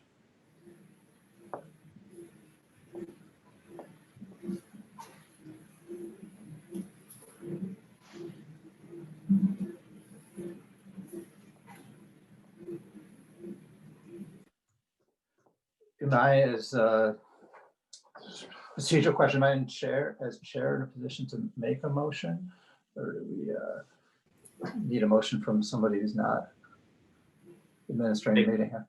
I'll make the motion as Director Spencer had read it, because I didn't write it down like you did. But I fully agree that it's too bad that we had to wait this long to do this kind of thing. I'll second. I'm going to call to order here, please. And my call to order is, I have no idea what we're voting on and what we're deliberating on. I think there's a larger discussion at hand based on, Commissioner Overby hinted at just a couple of the problems. In our last presentation, we just heard of another, right, where a foreman was represented. So are we going to look at things like that, or a chairman? So I think I'm hard pressed to support it without knowing to what extent this will go. Will it correct those types of matters, or is it just going to stop at he, she? So I personally am extremely uncomfortable not having seen anything ahead of time on this and voting on it, which could be only a half measure, or maybe it overshoots. I have no idea to what extent we're working here. So I'm really confused on this. Well, I'll say that my motion was specific to what Director Spencer said, where we as the DPW Commission are making a recommendation to the City Council to review the city ordinances and make changes so that it's not gender specific, so that it's gender neutral, I guess, so that that where it says he, him, it would further define it so that it's not just male oriented or just female oriented or whatever. It's somewhat clear to me, and I can't say that we would make a recommendation here in our commission to change the entire city, everything in it. I think we're just looking at a start, if you will. So I'll defer to the chair, because I'm not sure it's my place for discussion here, but I do have further questions. So Chair Hogan, your call here. I'll hear your questions. Go for it. Yeah, I mean, so what? here again, we are a Public Works Commission, so what are we recommending then? That only those codes that fall within our purview be reviewed for this? Are we recommending that all city ordinance be reviewed for this? I question our role here without more specific direction in language. Any commission could advocate, I guess, any position it wishes. We could advocate for controlling climate change, right? And what of it? To what extent? Why are we doing this? And what are the benefits? And what's the background to this? I just really feel uninformed on this particular matter before us. Sure. I don't know. I think we obviously don't. We don't need to take any action here. We could communicate separately and with our city councilors. But this is something that sort of came up in our review of ordinance related to this commission. It seems it's appropriate to make a recommendation as a body here, but we. So, I mean, my understanding was similar to Commissioner Barr's, which is why I seconded his motion. My understanding was, as Director Spencer had outlined, that it was a recommendation coming from this body to City Council to pursue the work of kind of exploring the language of ordinances, to look at making them more gender neutral. And again, I mean, to Commissioner Archambault's point of, what is the scope, or what is the, what is the scale of this kind of examination? I think that it is important not to perhaps have language that reflects these kinds of biases potentially. I guess I'm not entirely sure what the harm we might contemplate there would be in encouraging City Council to act in this fashion. As you said, that there's no, I'm sure there's nothing binding on City Council to take such a recommendation from us. But I think that, the more bodies like this that would make such a request of City Council, to me, would be for the better. So I really don't see a downside to this, I feel like it's fairly limited what we're asking for at this stage. So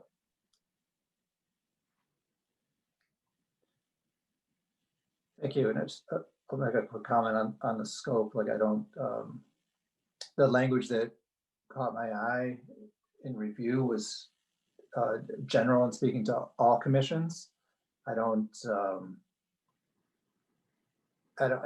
mean to limit it. I mean, if this sparks a broader review of city ordinance beyond just commissions, by all means, that would be fantastic. I don't know. I'm just looking to sort of,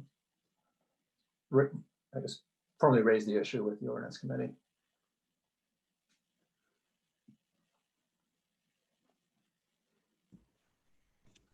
Other comments, Commissioner O'Neill?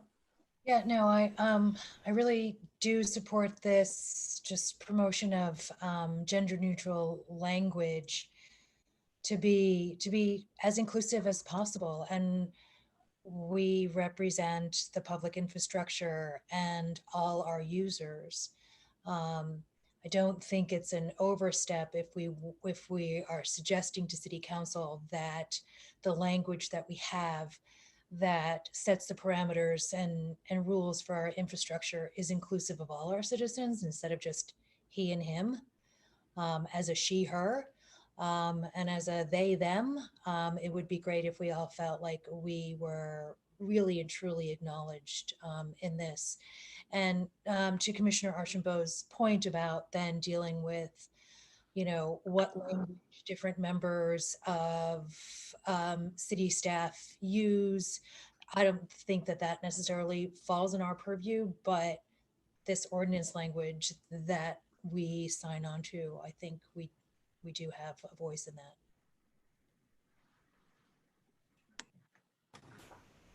Commissioner Overby, thank you.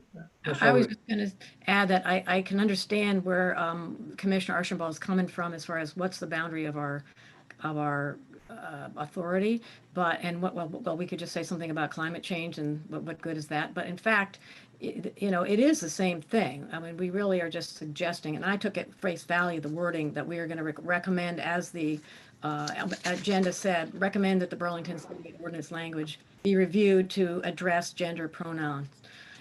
To me, that's sort of general, and in fact, it's sort of a general support for that, as if we were to say we want to generally encourage that we do any kind of public works activity, buying of vehicles or anything for climate change. So I'm okay with voting for something that seems to be sort of generally reviewing the way we do things. We're not setting a policy. We're just saying we as a group have thought that it's an important thing to be done, and so we're adding our support. So I don't have a problem with it according to the way it was worded in our agenda. Thanks.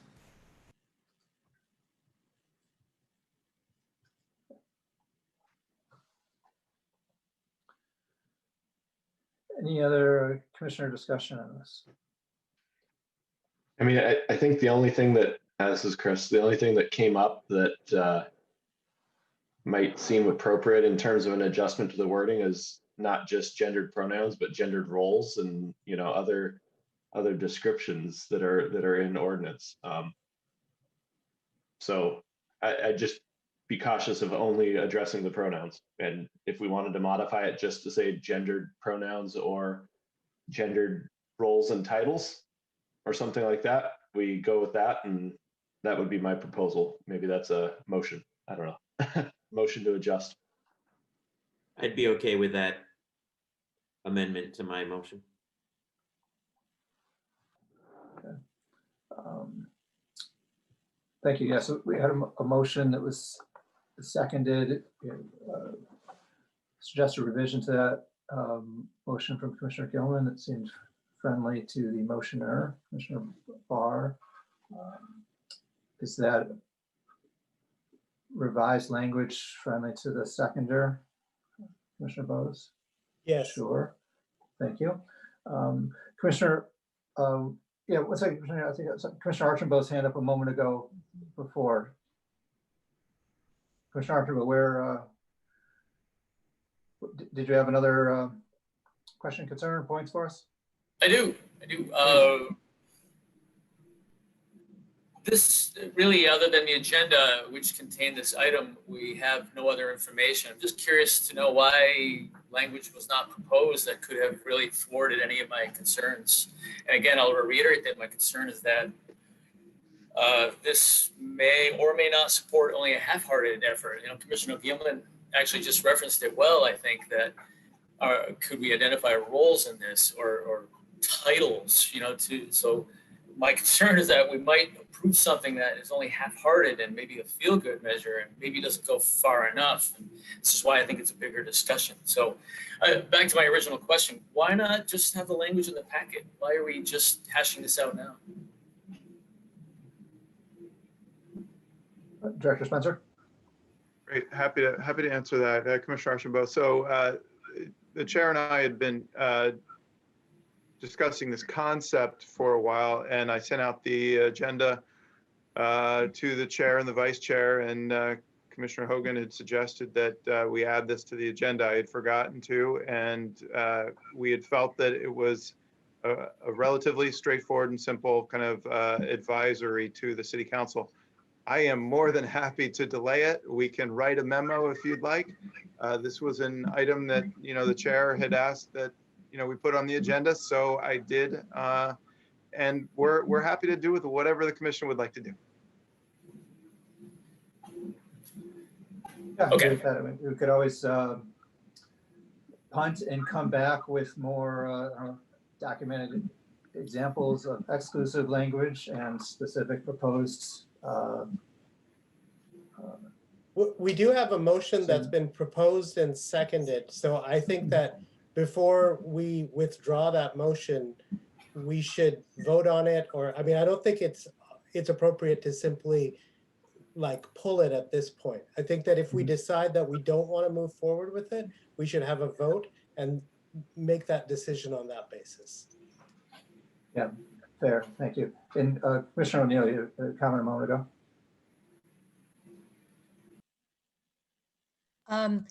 Can Director Spencer read the whole, or Chair Hogan read the whole statement with the addendum to it as we go to a vote?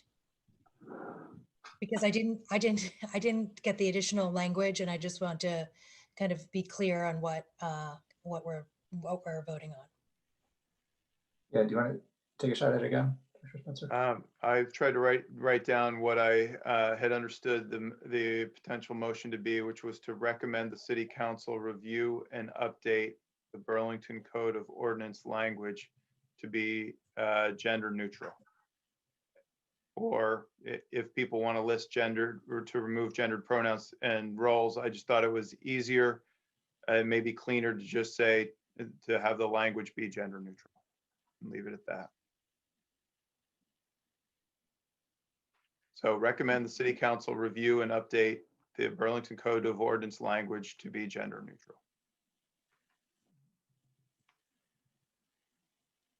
So fair enough that. Okay. Yeah, so we have a motion that has been seconded around that language. So let's take it to a vote on this motion. Commissioner Barr. Aye. Commissioner Bose. Aye. Commissioner Gilman. Aye. Commissioner O'Neill. Aye. Commissioner Overby. Aye. Commissioner Archambault. Abstain. And aye for myself. 6, 4, and 1 abstaining. Motion passes. Thank you. All right, moving forward. Related notes. Todd has been catch this in a review of the agenda. It was labeled in the agenda also as item 6, a vote on the clerk position for DPW Commission.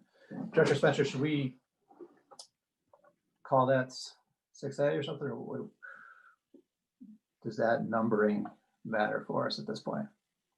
I'll just chime in and say that there was a clerical error on my end, filling in for Val, that I mislabeled that. So apologies that there are 2 number 6s. No worries. Thank you. Apologies, I didn't catch it earlier.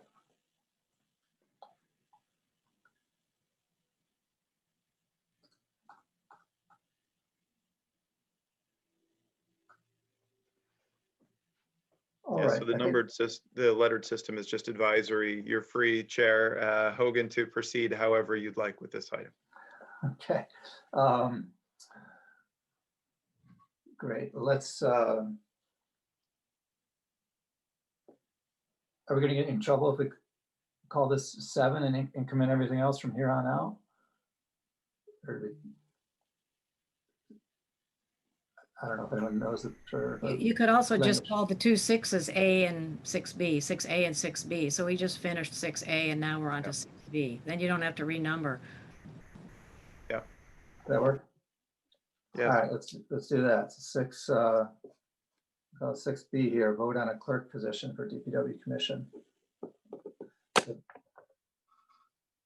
backstory there is a little bit was touched upon in the director's report, but we had a vote in July. Commissioner Overby since reviewed the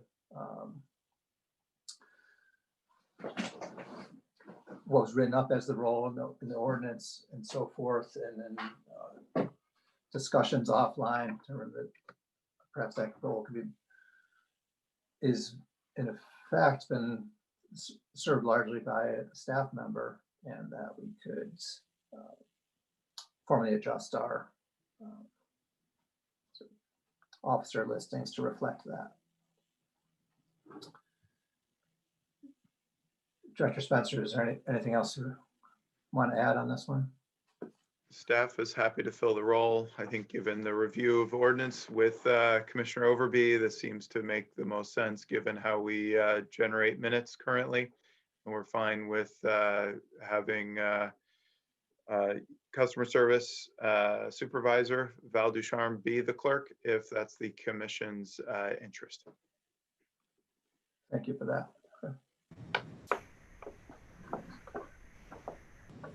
Commissioner Overby? I was just gonna say, we reviewed the way that the ordinance described the role of the clerk, and it's pretty much difficult to do the note-taking and participate as a commissioner as well, which is why this is taking place. So I think that's a good decision that we vote for having Val as a staff person do that, so that anybody who takes that role as clerk can do that role and not have to be simultaneously trying to participate in the meeting as well. So I think it's important that we make this vote. Sure. Is that a nomination, or could we get a nomination?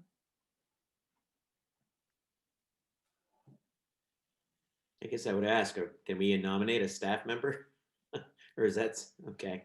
Let me just say, I'll nominate Val Ducharme to be the DPW Commission clerk. Right. Thank you for that nomination, Commissioner Barr. Second. Are there any, seconded by Commissioner Gilman. Thank you. Are there any other nominations we should consider here?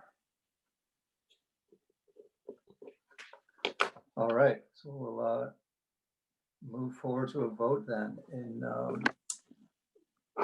voting to elect Stephanie Val Ducharme as our commission's clerk. I will call roll and go down our list one at a time here. Commissioner Bose. Aye. Thank you. Commissioner Gilman. Aye. Commissioner O'Neill. Aye. Thank you. Commissioner Overby. Aye. Thank you. Commissioner Archambault. Aye. Thank you, sir. Commissioner Barr. Aye. And aye for myself. Okay, passes unanimously. Congratulations, Val, and thank you in advance for taking on this, the clerk position for us. All right, that closes out relabeled agenda item 6B on the clerk position. Moving forward, agenda item 7, approval of the draft minutes from October. There was one suggested edit that we've received thus far. Ms. Grooving or Director Spencer, are you in a position to share that for the commission's benefit here? I believe Public Information Manager Goulding is able to share the one suggested edit in the minutes requested by Commissioner Archambault. Got it. Well, we saw your screen for a second there and then lost it. Yep, just pulling up the suggested change. We did not have that in a Word document. With Val out, things just fell apart on our end. So we still getting everything put back together, but we do have the change here up on the screen. Got it. Could you increase the font size, Rob? I think if I do that, we're gonna lose the ability to see the entire message. Do you want to read the added sentence from Commissioner Archambault? Sure. Commissioner Archambault asked if we could add this sentence to the language from the October minutes under section 4.1. If you can see it, it's in red and it reads, Commissioner Archambault expressed concern about loss of revenue with the removal of meters at a prime parking location, as well as safety concerns at a location with excessive foot traffic.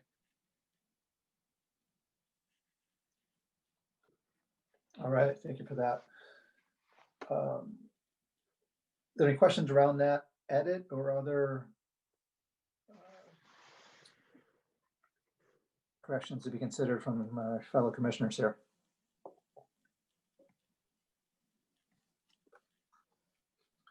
right, I think we were all present last month and thus all eligible to vote here. Seeking a motion if anyone is ready to make one. So moved with the edits that Commissioner Archibald submitted. Thank you.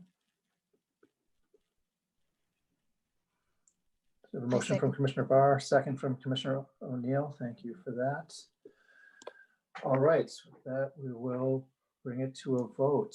Looking to approve the minutes from October with the one edit we just reviewed. Is there a discussion around that, Commissioner Overby? Can I just make another suggestion that you edit the title of the commission chair from secretary to clerk? Referencing our gender role at the top of those minutes, it doesn't say clerk, it says secretary. Mm-hmm. And it's a minor thing, but it's relevant to what we've been talking about here. Just the word secretary should be clerk. I'm not the secretary. I wasn't the secretary. Now I'm not either. Thank you, Commissioner Overby. I definitely accept that amendment. Thank you. Okay. Is that friendly to the seconder as well? Yes. Thank you for that, Commissioner O'Neill. Any other discussion around the motion here? Just real quick, that sort of emphasizes my whole point about that discussion, about not having advanced discussion about which communications might be addressed here. So I'm just going to put it out there, like, perfect example. Thank you, Commissioner Overby. Well, what's interesting is that the ordinance is clerk, and nowhere does it say secretary in the ordinance anywhere, but it says clerk. But the gender kind of assumptions kicked in when it was a female clerk, that it was secretary, and when it was Commissioner Gilman, it was clerk, which is just happens. We do these things. We all do it.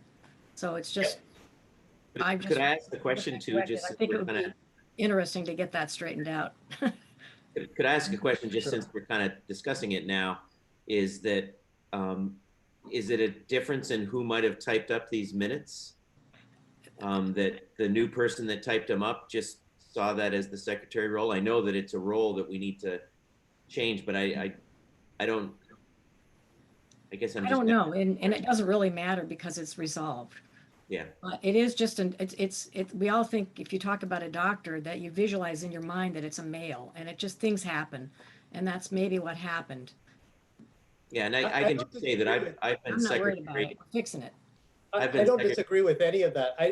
I would say that, like, in other committees that I've been on, the term secretary has also been used for males, right? I mean, the role or position of secretary is not necessarily gendered. I'm not saying that didn't happen in this case, but it's like, I didn't realize that, and I'm still relatively new on this committee. I don't know what historically clerk, secretary, like which terms have been used or haven't been, but I know that on other committees I have been on, secretary is not necessarily a gendered term, but it doesn't really matter. As you say, the point is moot. If it's written down, there are secretary roles, and that is an actual corporate role, but it's not in the city ordinance whatsoever that it's secretary clerk or clerk secretary. It is clerk. And we've had clerk for the last 8 years until this one. So yeah, I'm not complaining. We've got it fixed. It's great. We're making progress. Very good. Commissioner Barr, is there? Yeah, I just wanted to say that I'm still a member of two organizations where, in one of them, I've held the role of secretary twice. One is the national organization. I've held the role of secretary. So, I kind of think of it. Yeah, it's fixed, like you said, Commissioner Overby. It's fixed. So moving forward. Moving forward. Okay, we have a motion that's been seconded. Is there any other discussion around that motion? All right, for completeness here, I'll call roll on the vote to approve the minutes as modified. There, it's Commissioner Gilman. Aye. Thank you. Commissioner O'Neill. Aye. Commissioner Overby. Aye. Commissioner Archambault. Thank you. Commissioner Barr, Aye. Commissioner Bose. Aye. Aye for myself. Minutes as modified have passed unanimously. Thank you. Item number 8, Director's Report. All right, great. You all saw the director's report in the packet. We are continuing to do some hot mix patching of the road system before winter really sets in. And I just thank the crews for working as late into the season as we're able to do it. There also was an update on our financial performance to date. General fund performance within DPW is trending toward consistent with budget this year, which is a big success for our team given COVID. We are, as the report discusses, seeing a large revenue shortfall in our traffic and parking facilities funds as activity downtown has slowed significantly with COVID. So I expect that next month we'll be at the commission with a financial report from the Parking Facilities Fund and the Traffic Fund and our proposed actions to resolve that financial situation, or at least to start to do so.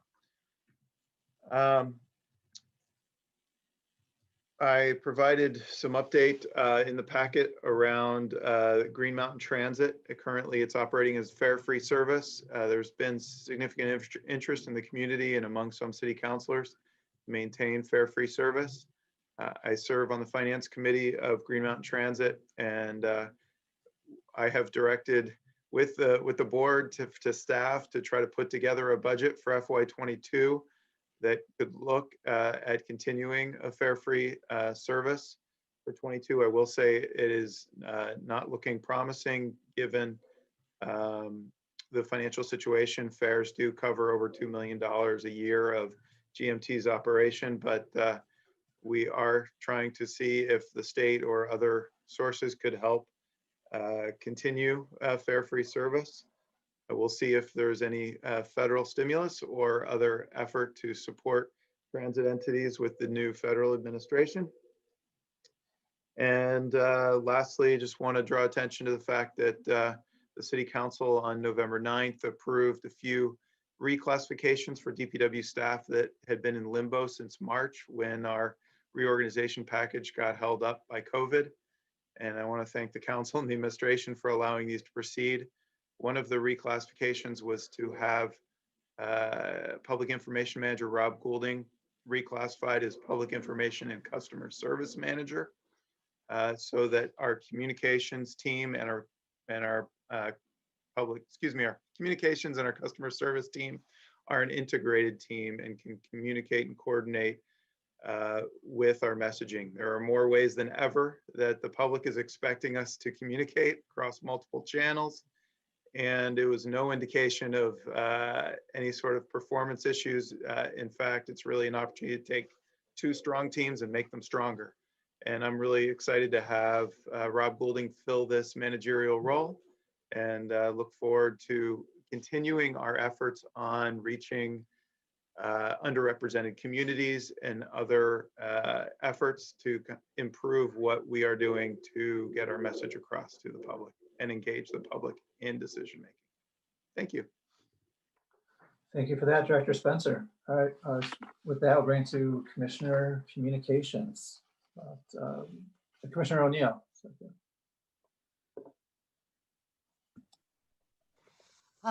Okay, I think just two things. One is the fare-free transit for GMT. What's the projection on how much longer GMT can continue to offer fare-free transit? Just because I do know from other conversations across the state that there definitely is a lot of conversation about making GMT fully fare-free. So what needs to happen, and what is the role of the city and the Public Works Commission on either supporting this or advocating or what's our role in all this? Right. I'll just quickly provide a response. There's no formal role for the DPW Commission. Largely, it was an FYI. The public is certainly welcome to advocate and support a position where GMT can continue to operate fare free service. The FY21 budget, which goes through June 30th of 2021, does allow for fare free service to continue through that point, which is another kind of 7 or 8 months out. I will say that the board could choose to enact a fare earlier in order to save some of our money in FY21 to provide an easier budget year in FY22, as the FY22 budget is very constrained. But at this point, the plan is to continue for the next 6-7 months, and then absent of any additional revenue being able to be secured, that GMT would go to fare service at that point. Okay. Thank you. And then my second question is, any updates from Queen City Park Road and the Burton Higher Ground proposal?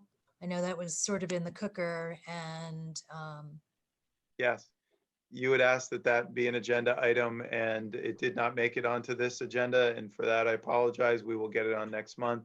We have completed the repaving of Queen City Park Road, and it is a huge difference. I was very pleased that we were able to do the sub-base work so that this is not a short repaving project and then to have it fall apart. It is a very durable improvement for a few decades to come. And happy to talk about our review of the Burton Higher Ground traffic impact study in front of the DRB, and we can work with Chair Hogan to add it to the agenda next month.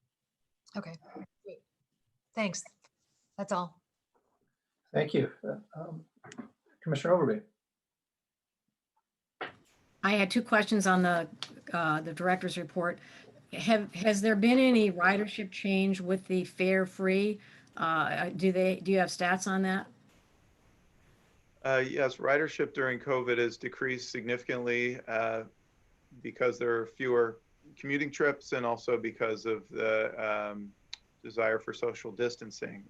The buses did early on have a maximum passenger limit, I believe of 18 passengers on the larger buses, so it's 50% of the seated capacity. So ridership generally has been trending around 50 to 60% of normal. So even with fare-free service, we've seen a dramatic reduction in ridership. I was just curious if it's just that with the COVID situation, that fare-free test, it would have a different result if we didn't have the fare-free. I'm just curious about how to get more people to try to ride the bus. But this has not been a good time to test that due to the other constraint.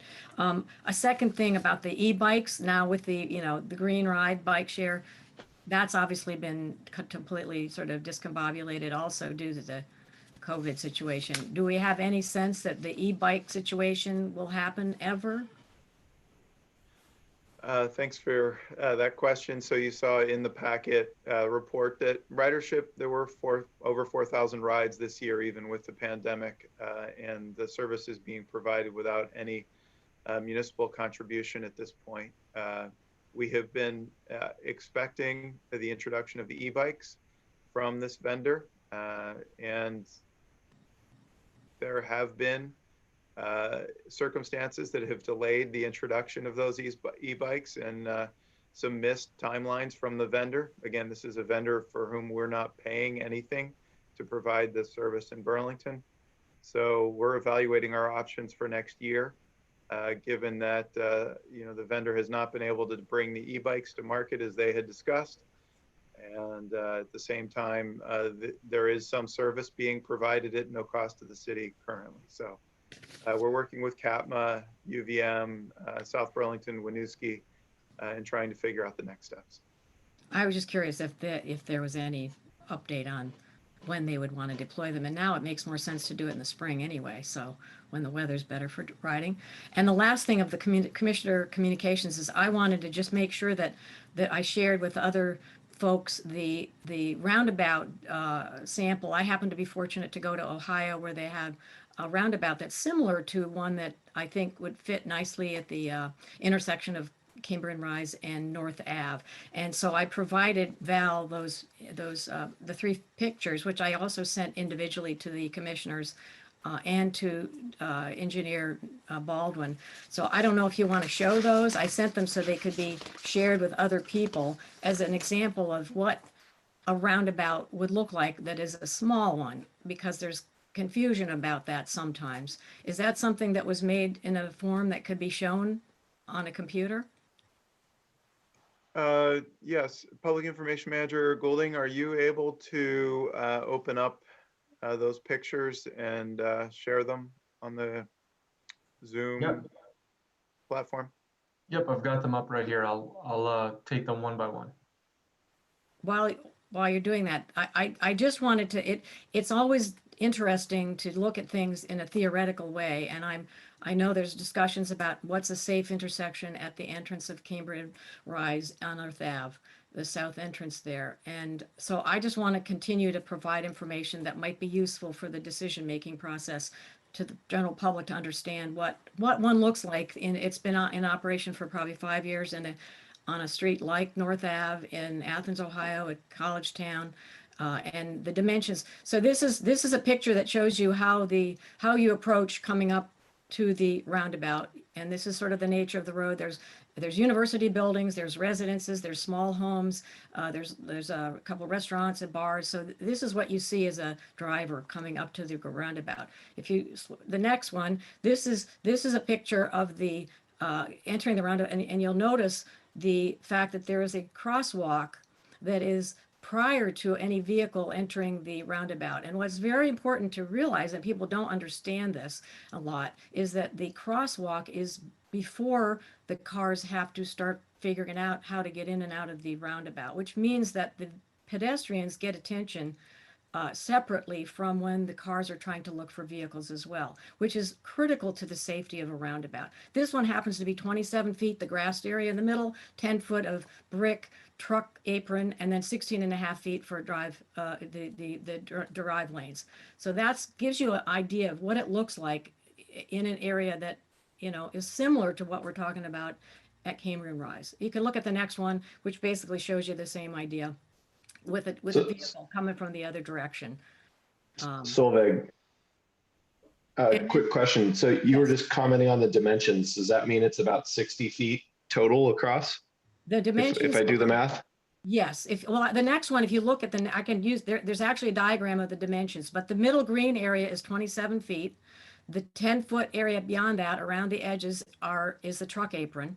And then the travel lanes are 16.5 feet.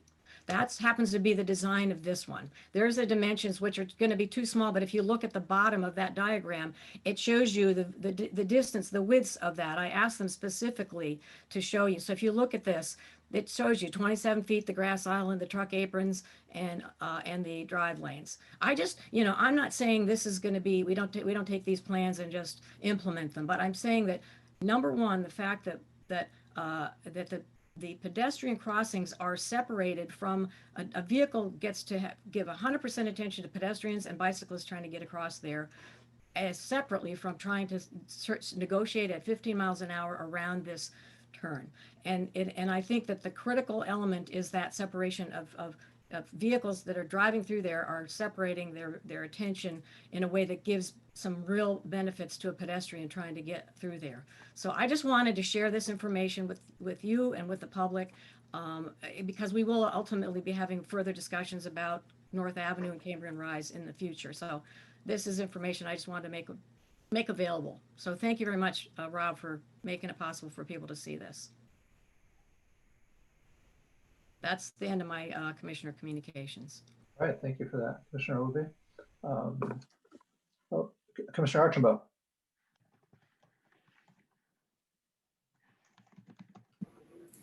Yep. Here I am. Okay. Sorry. 2 questions. Actually, one is the first is just a note. I know we have a regular sidewalk program in place and slowly replacing some of the sidewalks in need. unsure if you've explored Intervale Ave around the intersection with Archibald, particularly as it runs north of that intersection. I mean, those sidewalks are down to dirt on both sides for a pretty good stretch. So I just want to throw that out there. And I know there's a lot of considerations and there's a lot of bad sidewalks around the city. I figure Director Spencer, if you just maybe throw it on your list for someone to check out, see how that might fit among the priorities to look at. The second thing, so we saw UVM Med Center over the past few weeks, at least within the last month, get significantly hacked and effectively be taken out. And I guess I just wanted to ask Director Spencer what assurances he might be able to offer about his own department, you know, arguably one of the more important departments in the city in terms of providing infrastructure and systems that support life. What assurances could you provide us on that, Director Spencer, that we might not end up in that same situation? Great. My extreme apologies. My internet cut out. You asked for, could you restate the question? I'd be happy to answer it. Sorry. Okay. Number one, did you catch the Intervale Ave piece? No, I did not. My internet Okay. pretty much got your entire comment. My apologies. All right. Let me start again. Yeah, this is 2020, man. I want to put on your radar Intervale Ave sidewalks. Yeah. Especially as they run north of Archibald Street. On both sides, the sidewalks are down to dirt, pretty disintegrated. And again, I know you have a whole prioritization list. I'm not asking you to prioritize other than just to give it a fair shot and look at it. It's pretty rough shape, more so than the average sidewalk out there. North of Archibald Street. Got it. Yeah. Okay. All right. I was going to pause to make sure I still had you before I continue. You've got me this time. Okay.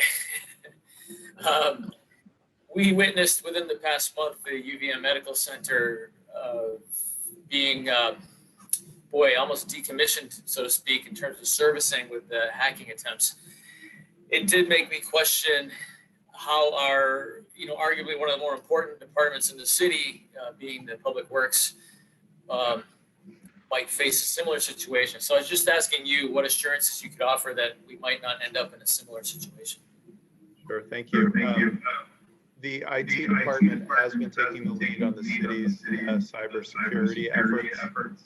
Brian Lowe is the director of that department, and he has been working closely with us and leading up to the election, right after UVM Medical Center's cyber attack, we did further bolster our systems. Fundamentally, as we've been instructed, our number one vulnerability into our system is email and clicking through on emails that are phishing or otherwise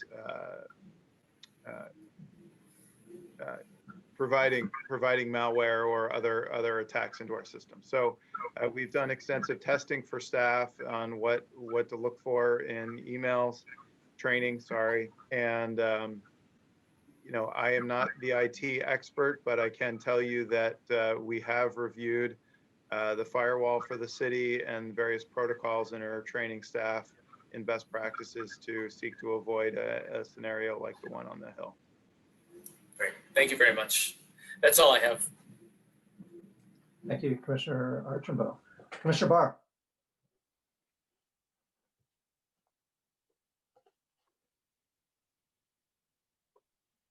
You're there, you're still muted. There we go.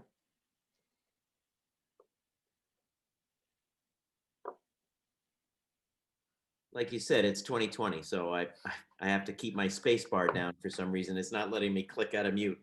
We got you now. Maybe someone there is trying to mute me on purpose.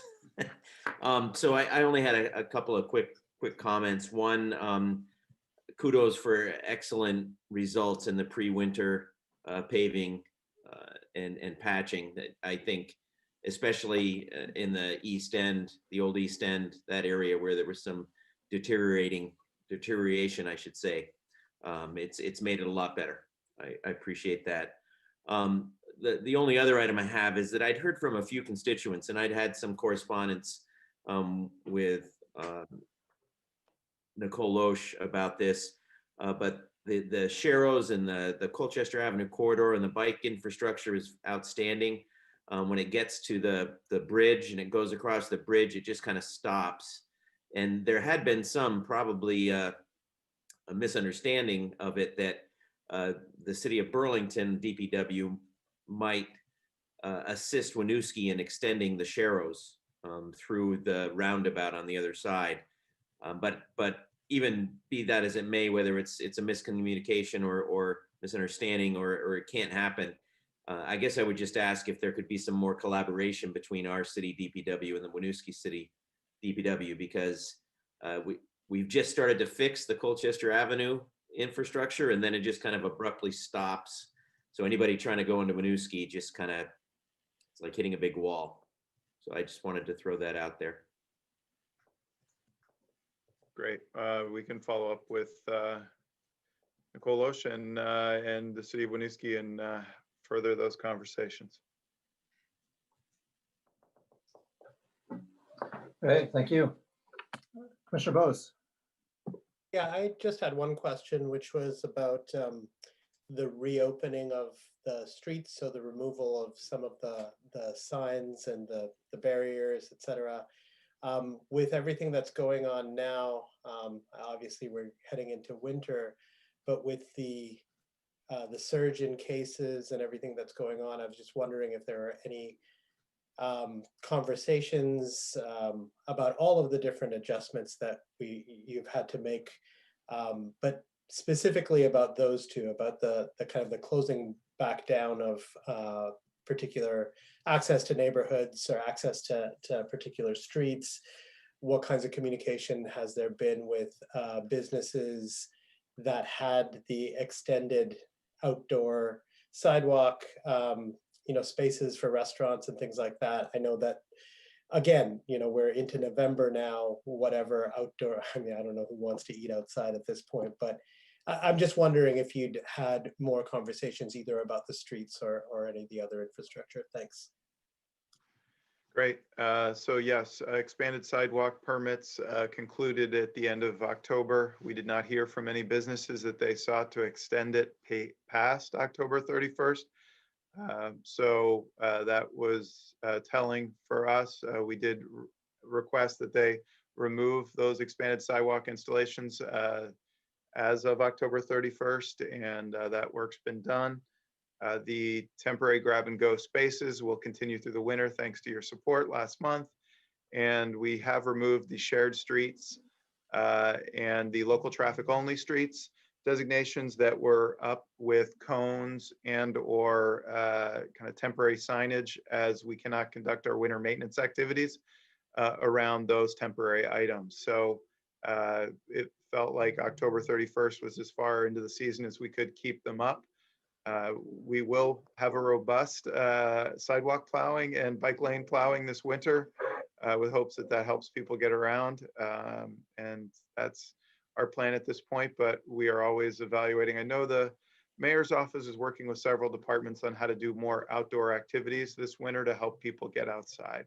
So not directly in our wheelhouse, but we're happy to help as needed. Thank you. That's all for me. Thank you, Commissioner Bose. Commissioner Gilman. Nothing for me. All right. Just lose myself. I don't have anything further on my end. So I'll close out Commissioner communications and bring us to agenda item 10, adjournment, next meeting date, December 16. Yeah, I found out to unmute, so motion to adjourn. On the ball with that, I got a motion from Commissioner Barr. Thank you. Seconded. Gilman, you got me. It's a race every month. Seconded by Commissioner Gilman. Thank you for that. Is there any discussion around that motion? All right. All those in favor, please say aye. Aye. Aye. Aye for myself. Any opposed? All right. We are adjourned at 8:50 p.m. Thank you all. Have a good evening. Thank you. Thanks all. Bye. Good night.